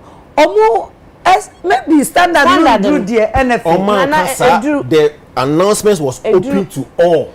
If Oma kasa me say omo de oma famu de. Yes. E dey ato omo website. Yes. Enti producers no said they say omba fichi na oma ko hu. Ana oma ehunu. Enti kan NFA no want to me blame no. Me blame you. Producers maybe omo standard. And na bia emomu hu say omba fichi. Ade bi won so ekwan am fast to communicate no so no. Ha adwene. So because on the series pitching, not why an article na the better platform so without any audios un chechiremu okay un cache any obi oba platform no so a obi hu say that one kwa wonim ade kra ye enti say o ma dwen so mo ni sa producers ni be ye adwuma de a e wo say wo mo eti wo mase na ade bia ba o mutumi ni o mo chechiremu communicate ma wo mo say film pitching no e say wo di kotu ya e say obi wo ha oye producer on Mcbrown said the can but what story a o ka kire obi a o Mcbrown a obetumi atwera ma SUT standard na e bia NFA pe no but o ko Mcbrown no to platform no so sa abre a wanye nchechiremu bia na obi be ka say me platform no so obi tumi ka say ono wan ti say yes film pitching bia series pitching bia obi kwa so say e ye de ade onyuma de ko Pacho my very good example be GTA, Ghana Tourism Authority, they supported the Film Producers Association with some funding. Matilda Nebusana, how it went. And they support ne ahofama producers near the script so koi. It was scrutinized. It about to 25 was saying omunya funding for their movies. Omo yamiko I was giving the opportunity NFA communication no na anko yama. I don't know me kase. Say miscommunication. Omo PR no. Problem strong. Na se omo ye omo adwuma ni ye. Na o ti ase se nipa woni ne ye adwuma no. Say no ti a. Ada na umba na level. Okay. Me say ditum say communication no because ebia o pese omo complimented the omo ye dada.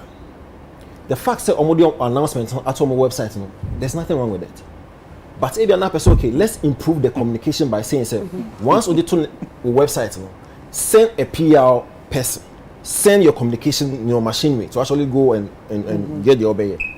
But I also do not agree and will not subscribe to the notion say there's a certain standard and that's one person sidelining for. Matilda can be so any didn't be too. Yeah, the better was say 50 million cities in Brofua. They will hear. Na kopeska yes, they will hear. Yes. Yeah, the 100, yeah, the 200 Brofua said 100 million is being shared among producers. Matilda will be the first to hear.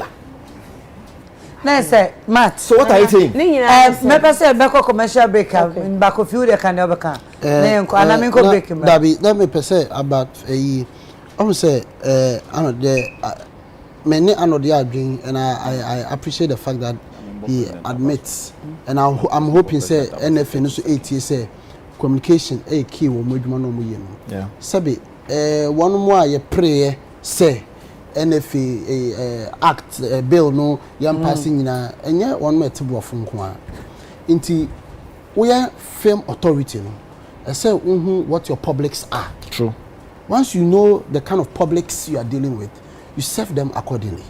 Sabe enye one more etro ena to sanka brofo enko ni twasini obu ha they have learned someone like Osinya Meche, one of the greatest producers of all time. So one go film school ebia what they are okaso on tro script ebia on wanka so ntumi tro but senior be director no they work film school to me on a che yin adwuma na na ma until once you are an authority, it is your foremost responsibility to reach your publics eye wasudie eye wadwuma. Inti say okay so the information go to website if you want to put to me a country on how many of them at random at what point should we go to the website yanko wana pebia yanko NFA website anopebia about 2 or 3 weeks ago May apply. Obviously, we should apply register. If you're a filmmaker, register yourself, register your company on their website. It's been 3 weeks, no response whatsoever on their website. Now the shortlisted applicant, NFA website, there's no information there. And don't put a yeah to me a kind. There's no information there. But information ben a better and say nka NFA for her. Information ben and better and say NFA for no about Peace FM. Ako Peace FM. NFA for you know how to communicate. Samoji discard dia you know how to send voice notes onto individual film platforms. Inti enye say yes they have done well, but the kind of publics they are serving, it is not a website publics. Intinka one of the beneficiaries also NFA Facebook platform. So those who can go, so you know your public, you say, oh, there be some group where there Tamalo for say na meta get to get the information to them. One more say na meta get to because we are a group. Unfortunately for the NFA, it is easy for them to even work because there are group associations. Into a young person when they Kofi Asomaba be kasa, and now when they matter the be kasa. Say be a directors guild many information.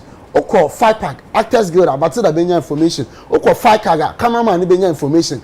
So on and so forth. It's even easy for them to work. But this is the case. Even an invitation to a film pitch series, official letter, no film group is stated on the water in copy. But filmmakers were there. Yeah, I saw. No target. Mat nka me kan kakra na Kwame, break 30 seconds per. Me do 1 minute. Mate, 30 seconds. Me feel say saa de na mampani ye no. Oya de pa.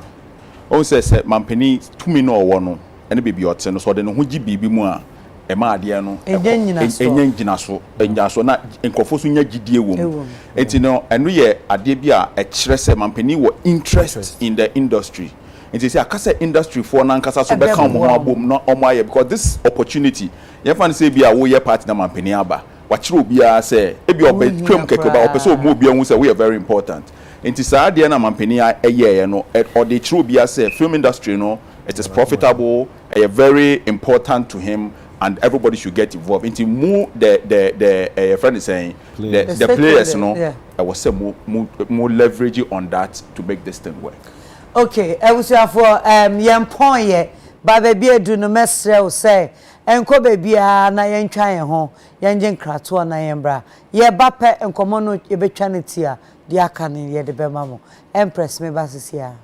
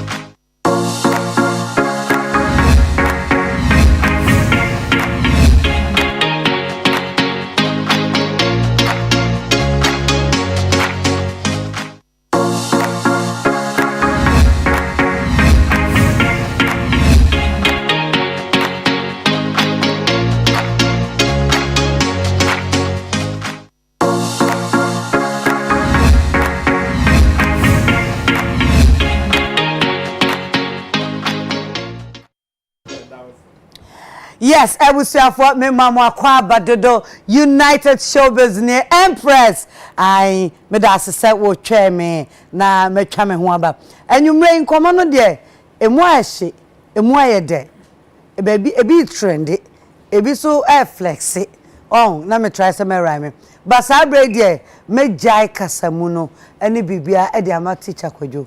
Na ono so no enema bi wo hono mo kekabom social media edru bi eteko ya kakra eme yes edru ba bi so eme eye enwanwa ene edru ba bi so etuyefo ene to teacher ene de ode buy no me de platform na ma Empress me da sha ma fe ododo nso me so ma fe ba mo fe hima de bia no wa ho fe so ma ka do town na bebre o do town na bebre nyam sha penifo chia mu nyina ene nso se de bia me ye no nsem ni kura ne kufu sa samu abodwese ai senate me nsem nso de aye enye trotro mu sika ntiense sada fani asamu amechia mu nyina kwekwana na de mu nyina mabu ma yesa abusuan ntimi ma register ene ka samu agya nkwana nka afa bela samoa kufia samoa anoda samoa matilda asare moa Ghana for moa oti achi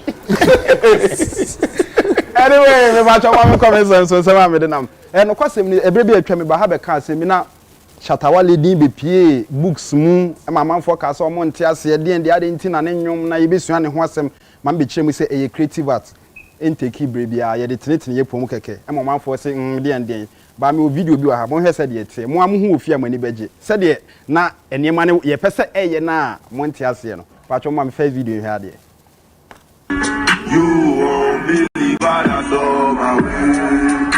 Find out what's in the end. Wow,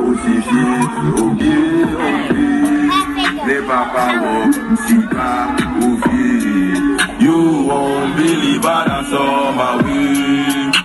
Find out what's in the end. Wow, ne papa wo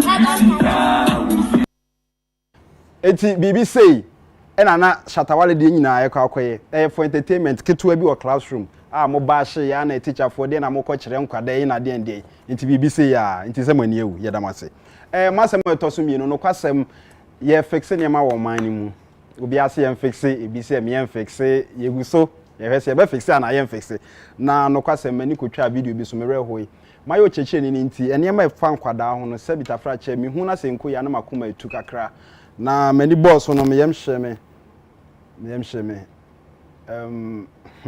me pa choma me video ni hwa de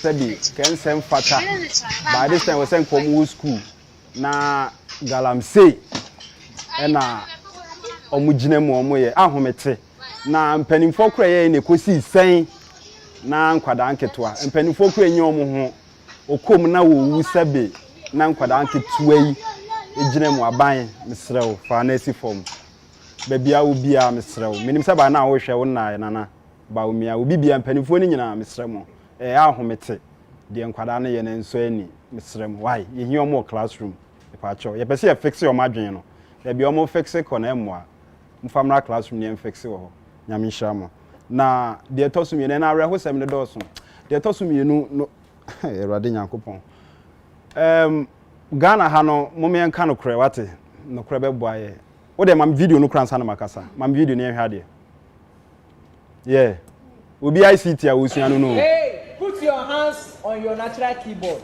what I say so yes this is the natural keyboard oh hey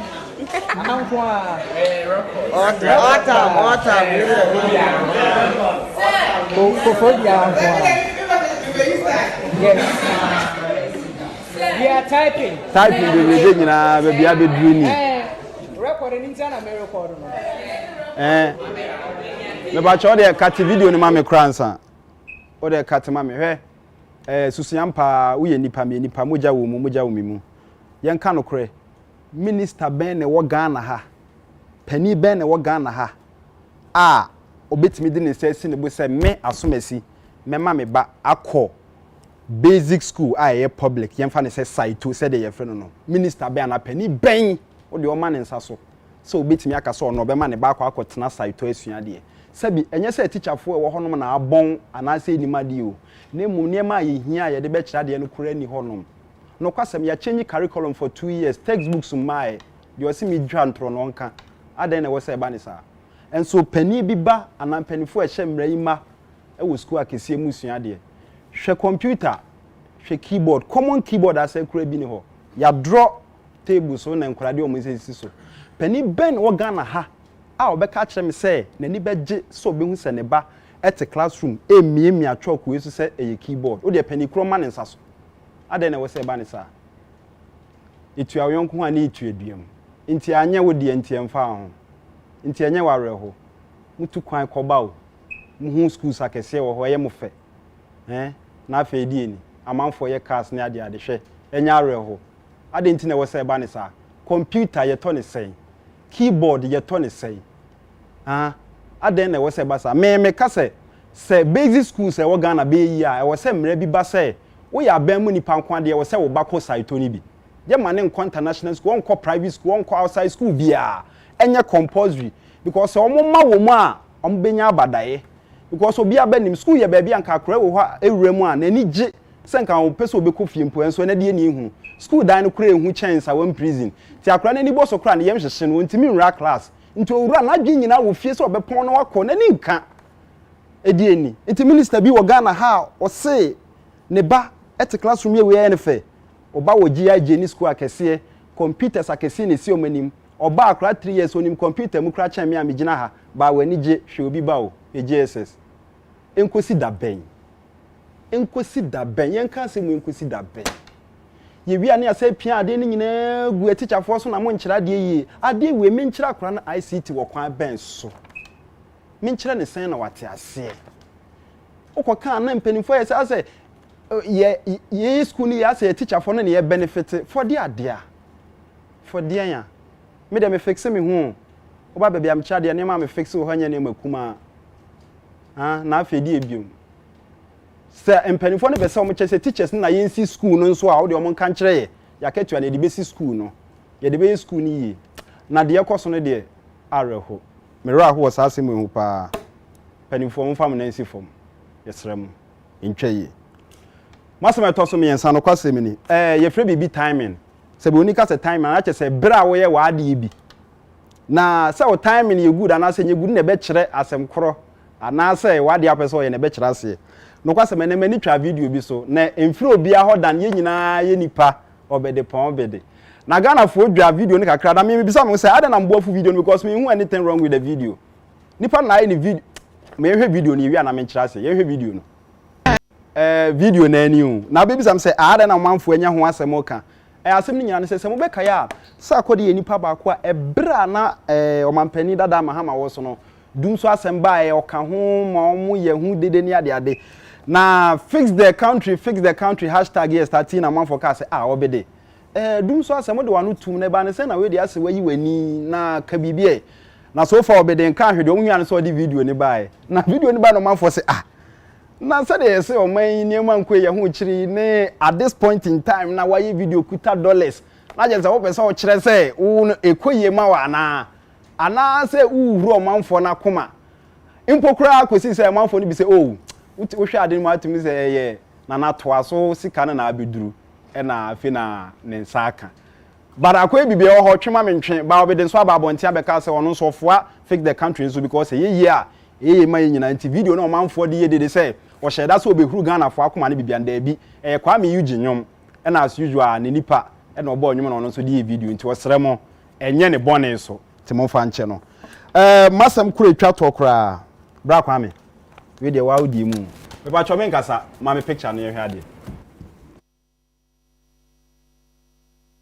bra kwa me asemi wo wa ya mbese bi bisa me mo amu hu ni ye no asenya say BBC for edit to mo page say broni baby wako dating site okwa akopɛ ne ho kani wo ho online ya say we hia ne ho kafo na okwa ene na obi dia wo nani ama em say ni sika akodim ne dollars em say bibini bi de kɔ na no na amanfo bobo hu say ade na we say ba sa onka fra na amanfo hye ni nkran no na ye nyina ye bra pani Ye nyina ya de nyina Mr. A plus aka half human half bosom and odi na bosom sem no eto abrofo no wo mu page ho na dey asem no ko kan we say my village is also bankrupt because some people took all our gold, timber, etc., amounting to trillions of dollars and enslaved my forefathers for years. Any help, BBC? Black Lives Matter. And on the show. Now, I tell you, I say, BBC for the better say, you boo brony baby, wako dating site, I'm going to be a Denisikano. And I papa. Yeah, bra. The BBA plus culture say, oh, hey, I'm so. Yen so before na wan nkofu bi kasantwie pa o yasemin nkofu bi before ye go ni etima na ade di dwane ye ama yen so ahia ye na se de omo bo omo yonko broni no kwasem mo betimi aboa yen so ana besi na BBC fo nya no na ye nim so mbe ya no ana so munya no but ye nua bema A+ o mbese mbiza no bra nti dia pa ni de nim se wa gro de nka ade na heya is international nyina o ha de ya be the mom wholesale price o ya international hu ah anyway bole we na ko say ya me ko Facebook ah to say be before ye me dodo oh enti na mpesa abrofo ye me kakra na behwe abrofo ye different o fa atem ni de international enti no ya ko kan comment no abrofo ye ni je o kofi broni aye oda enti o ka kwesi say wona de atem di ntumi oh chi akai mate ene me di si ha na me to aso bra pani kofi me wachi ono ka sen bi me pese ene de kwa so me kire mu kakra em se na ka no ka brofu bi na wodi kotwi no em se na nchemu na anyi na omanfo nso hwe aha ye big platform enye sa bio wo se na em se wo kire target na se target e ya so die me pa cho nka biom da target nya so die target eye ida se botaye ana se die si wani so die si ani so name on responsibility and ya so die ba cho te ma se bacho Matias David what you say bacho wadaro so aye mrenka what you for me the ma se ni nyina be si ya ni die pa so monye so ma me se pia be me na da se pa ye wi ana ja wa be kan oni adi aduane kama me pa cho ansa na e be pom pese me ko Facebook na me de enkrofo so agent check akra ene nsamo a omuso e de be kan amadwumedi aimu na ato edwa akra Salim Ahmed or say this issue about what Bempa said, there's some level of truth. There's some level of truth, whereas in other segments, he's off the hook. But I've been meaning to ask in Ghana, what is the criteria that makes one a celebrity? And I don't think they will be able to answer. What's the criteria in America? No, but because he said honestly, some people are nowhere close. No, somewhere you can't handle. I don't know why people try to have Cape Coast definition of celebrity, Accra definition of celebrity. Celebrity is an English word, and the definition is on Google. So Google and okay, me pacha Kwame we say or say, but like someone is trying so hard not to step on political toes. Hence, okay. And as for Matilda dear, Liz said the better. A+ and are not even weak self. My wiki. Then Matilda can't wiki mo. Matt, and you made any in some baby or hammer. Felicia Boachidako say, fix the country is a very good move from the people of the country. But whilst the government is trying so hard to fix it, we also, as citizens, must also fix our attitude and have a positive change of mind. And Stephen Sefa can come or say, Matilda needs to sanitize her. Oh, I am Mama Semuna Okaka. Come to me and come back. Mean to me can't wait. And give to Maya Ash or say, Matilda is looking amazing in her dress and hairstyle. Positive. Shadrach Ekokwe or say, tell Matilda to go home. Oh. And you call her later because he has overstayed her welcome. Matt, say in young point show no hine. Matt say who can be and conform to. Me younger sapa. Me ni dia me kan no. E wo say omo ene me adwene because me kan say bibi wo krom ha na nya ma aban ne fix it. Yes. But the rate omo ye fix the country no na me say yenye specific say enema we na ye say aban onye at this time. Na enema ne dos nti aban enye bi animanimu. All of a sudden but omo cancer. Fix the country. What na me no omo nya adwene. Na nye say bibi nkoye na say e was aban fix ya me I'm against that. No. Yes sir. I na ebusafo enchechemu ni besia enwume de mat Facebook ni de wafa ni nyina but yen common ne de wadwen na wa kire so eno abotre baby o kan say bibi onu de na dwem de bibia ye okay no ho no mu dwa kakra but eno kra de enya hwe oye onu na dwen kire democracy ti obrafo nyom so democracy nti obia ne na dwen kire obia ni ene de obo ka nti yesere mo ya mo nje nkrofo adwen kire ntum ama ya pacho ya pon ye be pon ye be pon na host me bisa mama ye be pon why na be bia pentam akono wako Arnold enema mienu na e kan ho asem yi agena obeka I have becoming unbecoming I have to tell Dr. producer onye director we are I will just tell doctor to fix him I will tell Dr. Vadixin to fix a platform Arnold they can fix the country a movement or social media so nim some reply with there and presidential film pitch series no and you can want some what's some obetwa no I understand where the stakeholders are coming from and even Thursday I wrote a lengthy article about the communication and war ministry or any agencies thing for me I think it's very messy na honorable awa on Makokru Mateko I think they should fix the communication gap so I totally agree say the PR and communication machinery in our ministry I trickle down about saying it needs fixing. However, no, I also believe say NFA initiative no more ban when you say buy a creative arts bill no more, there's supposed to be a creative arts fund. I no, I say fund that a beboa industry. But see to me train until you best started operations of the fund. So NFA know in their own wisdom feel say we are a beboa, and I feel say a good initiative. Yes, and do baby, but omunyomu 100, omunyomu 25. So once our kick started at the end of one day, I do it, you should support. Na idea back one na me also me bisa etoton say.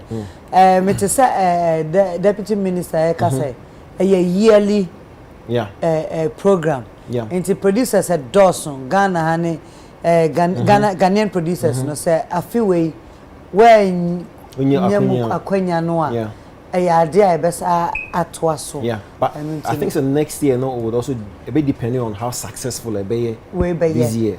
It is the next year no how be this year no in be omega okay this year na koyi wa so yen improve on the way next year. For me I think say a babo and affects the country initiative no.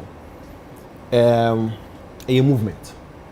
Na me am dey say vice president no atina supem.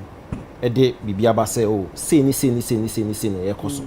So I believe say yes atendidie no yen fanto nchen. Ya na say o tie wedwa wudi atam na o tie. Oh udwa kakra o. Udwa no udwa atam say. Yan fa atendidie nto nchen. No mama you have to check him. Udwa. Oh, unim baby you have to be serious here. Okay, so you have to check. No. You have to check. And so amen kasa. When he said me who ebufu me kasa wan kasa ye. Yeah. That one kasa say me kasa wan kasa ye krache. Nana. Ukofia san ko. What shows na udidi. Me kasa wan kasa ye mo no cry say ne. Ono so wan kasa ya. Come on. Debi enye also na be check me. Mumie no me yimo di pe ansa na madwuma abo me. Enti what me check o. What's our next person? I want to know. What's our next person? Oh, mumie mama have dear mo. Me said I come home meet. My coffee what's me chat o. Yo medasi. I think he said I have to fix the two of you where you belong, not here. Me humo. Me the kind. I say and then Matilda, also me man. Also man kasa ansa makasa, o de kasa. Eh na which them. Matilda say. I wish I for one na. O da bi Mama chia me kiwa. David. I think so medical bo NF na baso. And I made the pass fact they are up to task omo ye adwuma making sure say omo film pitch series and other projects ebeko ye, and this is even when the board I am aware is not even duly in place. You know, it's in good shape. Now I'm hoping to say footwear ya kan na sa adwenche ya kire wa no omo be fa papa ewom say omo ma omo communication no enye adwuma se ne be ya bibiba na ye kan enkoye se na wo de obi na asoma wo to say the sebio tafachi ye de ye ni ya adwene nti bibia no ye di akire, and say communication e wo ho ye adwuma ka menye sure say sa problem nti yesre wo mo se bibi mpu na ye kan na ente sa this come and give us education and dey hu ya pa and now face so fix the country ni there nana uhwemu a ye fix the country no na ye so ye fix it. It works in both ways, because even if the country is fixed and we are not fixed ourselves, we will not enjoy the benefit of the fixed country. Yes, and you know ye fix ye sra ban say aban and fix here no ye so ye fix here ho mechia menua na say of na say from C Enterprise on TV ni ade wo Kumase osimi mon din na menchia na men kan che na ma say oton high sense no ma wonti ya bra o Kumase friend na say Timo medeshe no no yo mate where we mi sanchia me da say why are you the moderator? Minchi obi a wo shi. There won't minchi obi. I say I no say eye nti wo say eye. There be nya dey no be kan am dey. Next week go be san ba na. Next Ala oba bi won. I was a format. Nana, finally I do so. Messi. The American say ye chair friend say yantafo. Say ye wo location aye twa susu biribi. Susu biribi. Se me chair me director baba. Me script writer Amoduma, me crew Gaf Iliasu, me PM coordinator Emmanuel me chair obi bia and na dwumadie ne wan ka ho hwe bi wo dwumadie ne de se de ya ka ne nyina yenim se empanifo atie na mo atie na asopam me fi se bibia ekoso e wo Ghana ha enye bia no na nado ya we nti no is about time de enye bia na mo be try na o maye ni ya maye na de asumdwe abre o man Ghana, because Ghana ye kro ye ni ba bia ko nti se ye bibia wo se ye nya abotre yo ye da se a ohene nana anwumrei wasama de be me apon anwumrei de be da se for the opportunity to once again talk to Ghanaians and let them also know say fix the country no ye nyina na yes say fix the country no yes say abandon fix the country uni na me de dia me dem ni say asamoy papa nana do dan kwakufu ado kan ye no ye tie na sopam, as in we not being spectators and yes citizens no yes we are bringing some of the problems to his doorstep. Me obi e kan bia no me feel say o minor o mo dono no enti no omo ye den niema nkoyi a omo ka enti no His Excellency the Vice President about out say they have fixed some of the problems and they are still fixing those that are yet to be fixed. And then it means to say the clarion call say you fix a country no ato asupem abino 80.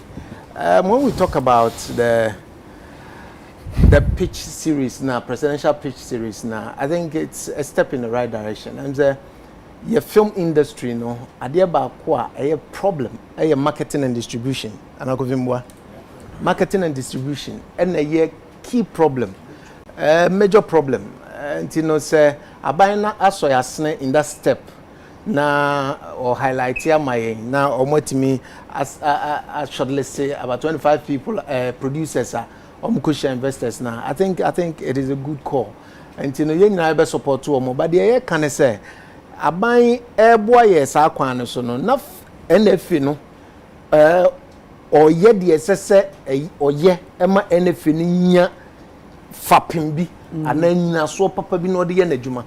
That is the ally that we are waiting for. Yes sir, the legislative instruments now NF here so de be ye adwuma no it needs to come. Ama NF na dia eni na mo sa ye kan communication your problem. What that sector no it is because uko kan sisi obe ka cho say uko fa communicator one dey betu anaka ne office crowd ne salary crowd na ebe fa one dey be man you see ntino kame akoye say omo wo ho but omo ye bibia bi keke so hu omo ahoodin de omo ahoodin betimi no omo ye den omo ye but if the LI is there na say offices ni nyina no ya employ nkrofo no omo ye adwuma I think say mini some of the problems are you facing as industry players no anka makra because no ntina NF ni ye den ewo ho so hu ntino yesra ban in as much as omo ye creative arts bill no omo hwe de omo di kan ye no the NF na omo apase amaye no ne ho airline no omo nyama because NF ni honom no kra there's a certain fund bi honom a say omo starting na ye adwuma ye betimi a source sa fund no and a producers betimi a source a ye benya adwuma bebra ya producers so betimi atwa films bebre enti kakra ye kan no na me colleague celebrities no me stress efie asem as in film industry no problems no yeah me be highlight ama aban na eden ati me no kasa cinemas are closed sorry yeah juma mosque abie dia yeah cinemas sorry we come for 2 hours cinemas we come for 1 hour 30 minutes enti ka 15 enti ada na yeah dia ya close enti no yesra ban no in as much as all share nafti obo nafti with an amount to be a be improve o money ma obo NFA no onhwe cinemas ne so mayen okay ohene me da ase me so me da ase me bacho obi a chiama me so menchia me bacho ma wo mabrabo mu nyina frame ma me ko kamenu ma no nyina me wish o mu nyina happy Mother's Day amen mama wish me dia akofi wakasa bi yes abese dia akofi na no kwa no nya sase ase yemi ya ni nyina ya ka na tia me mama yo to ya ni nyina ya wo fe opon na ye o mama na hwan tia me mama na hwan ana o da rush me mama tia mama mo mama dia okay eno abena Cecilia Asamoah Uchiano Kofi tia me ye ka se ye be bubu ba kwa tia o so Uchiano mi tia eme wo mabra bom na adiyesi Arnold tia me wo mabra bom ate baby but first me mama Dickness Victoria Asamoah Bedu any wife na ma ayo wife is na nama too ay antini e play so me tia mama me ready ama mama happy Mother's Day okay me tia CK o si o show o me o hotel as say me kan cho say eye twaso hotel me tia o so tia Kwame kasa ni empon happy Mother's Day me pese media me ma oba baako happy Mother's Day your friend Sandy Oswald me shu ya me share oba na ye okay yeah Inti o ma oba no happy Mother's Day yeah okay Ghana a man yard like for a woman to venture say on your mem yes Sandy so your mem shoe so shoe way fe Sandy ye ma de ma me why o ye ma de nyina me pe ne ma de mem o ye shoe ma obia nkrofo bebre nim say oba wo Ghana ha na dwumo ye ni so o ye shoe na shoe no so o ye na handmade o ne fe papa enti no mesrem a mema na mo hwe me nyina monto shoe we bi wo Sandy ho ama pacho Sandy ni page on Instagram Sandy Oswald but the number na me 02012411000 all right ne dey okay 02012411000 ene me da munyina ase duloto ye be ma win voice teacher kwajo o china Mother's Day den aka che o ma me no ka se me ma den aka che me wo abrabom me ma me aka ba bi ka me ma me aka so me aka ba bi but me na na be obi abena dwubi me chia antie si me step mom me chia Empress wo ye me ma me mu a ndase ene ma aka nyina na me bomudi abusiafo ye da mo asedodo United Showbiz na mre ebe ma ye kwan na ye ne mu apapa mu esanse enim se ebe se hia na otwe se ne Yesu nti na misra ma menda maboafo ase na afei mintimi fa dwumadie no embre wewie misra ma menda Malina Children's Haven ase Amalina wager branch no enya 1 year eye efiada ene eneme me ni ochina nyame oye yadomo a Amalina won hihye bebre ema o into de fa akora no kohoi de beto bia na Amalina I know de beto bia Amalina ede ewo discount ema ena be ma abofra so ani agi ewo ho ankasa ye gina so awehye awofo nyina happy Mother's Day Amalina Damwase me pacho New Life Homeopathic Clinic ebi won crying ebi wo Kumase ayaresa bia oben ho a obenya yarhwe ankasa frɛ wo mu ewo 0244 093 595 0244 093 595 New Life Homeopathic Clinic and number no frɛ wo mu a wo Kumase nkran ba bia wo bejo so yeda wo mu aseso me pacho Promasido Ghana semen control say onga eye season tablet a aduane eye de pa enunti no ochina yenim se nuane awodo bekoso wo fie bo modern say season ad begum ebeye onga Mama's Helping Hand onga ewo Facebook and Instagram onga Ghana and a Facebook so behu mu onga Ghana ni nyina onga Damwase ochina Mother's Day onga se oma yawofo nyina happy Mother's Day me pacho Piccadilly biscuit Piccadilly I want say biscuit men can say eba ye no 1965 acheye wanyini ankasa Piccadilly ewo biscuit ahodo be bire Piccadilly choco cookie Piccadilly digestive Piccadilly malt and milk Piccadilly ginger and a Piccadilly butter cookies sa biscuit nyina ye de panyini wie abofra wie Piccadilly se ochina tobi efama o maame wo yire wo ba oba bia osombo e wa brabom happy Mother's Day sa ena me da Raoul's Pharmacy ase for High Lady Virgin Wash wo pharmacy sa ema agiatum se eno ena be boa asiesie ye ho himfie ama ye ho ate ni agie ho adie na so twan eno nti Raoul's ye Damwase pie me pacho pie sister body cream and powder and perfume ewo cosmetic shop bia sister nku a manyina ma skin bia so ye tuntum ebe boa ma bi hunam nani atoso sa na ye kokoso ebe boa de wo mu se eyi nsa eyi niema bia ebe ma o skin no ayebasa ma ani da wankasa sa na ne perfume no so ma hunye hwam na powder no so ama baby ajo form enu tie da Gandu Cosmetics ase me pa cho se wo koforidua asempa nwumrem de brown se GT Bank abenwo koforidua GT abebie umasoe no bi koforidua polyclinic polytechnic enim ho a opposite mesraw se why crowd say wo beko GT Bank na no makodi nkomo a se bibia ni wo yira kwan mu ana se wo hu afre number yi na enye easy ma 0342 293615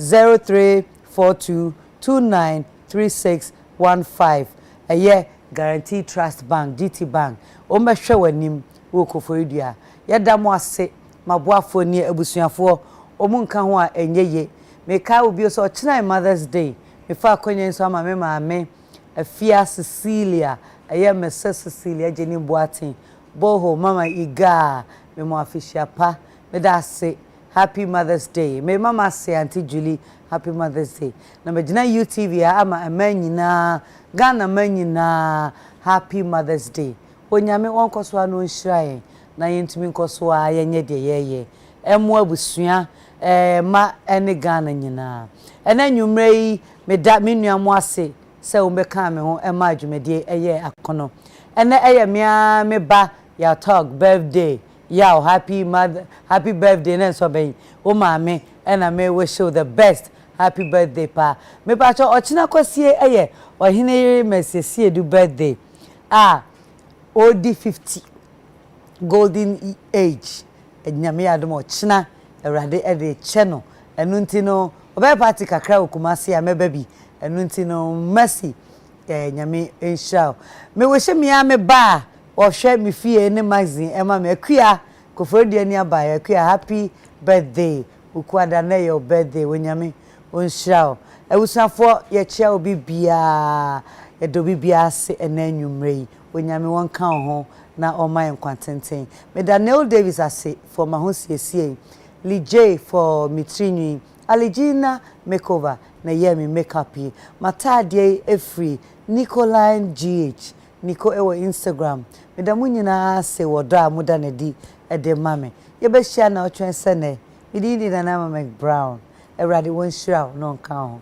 good night brim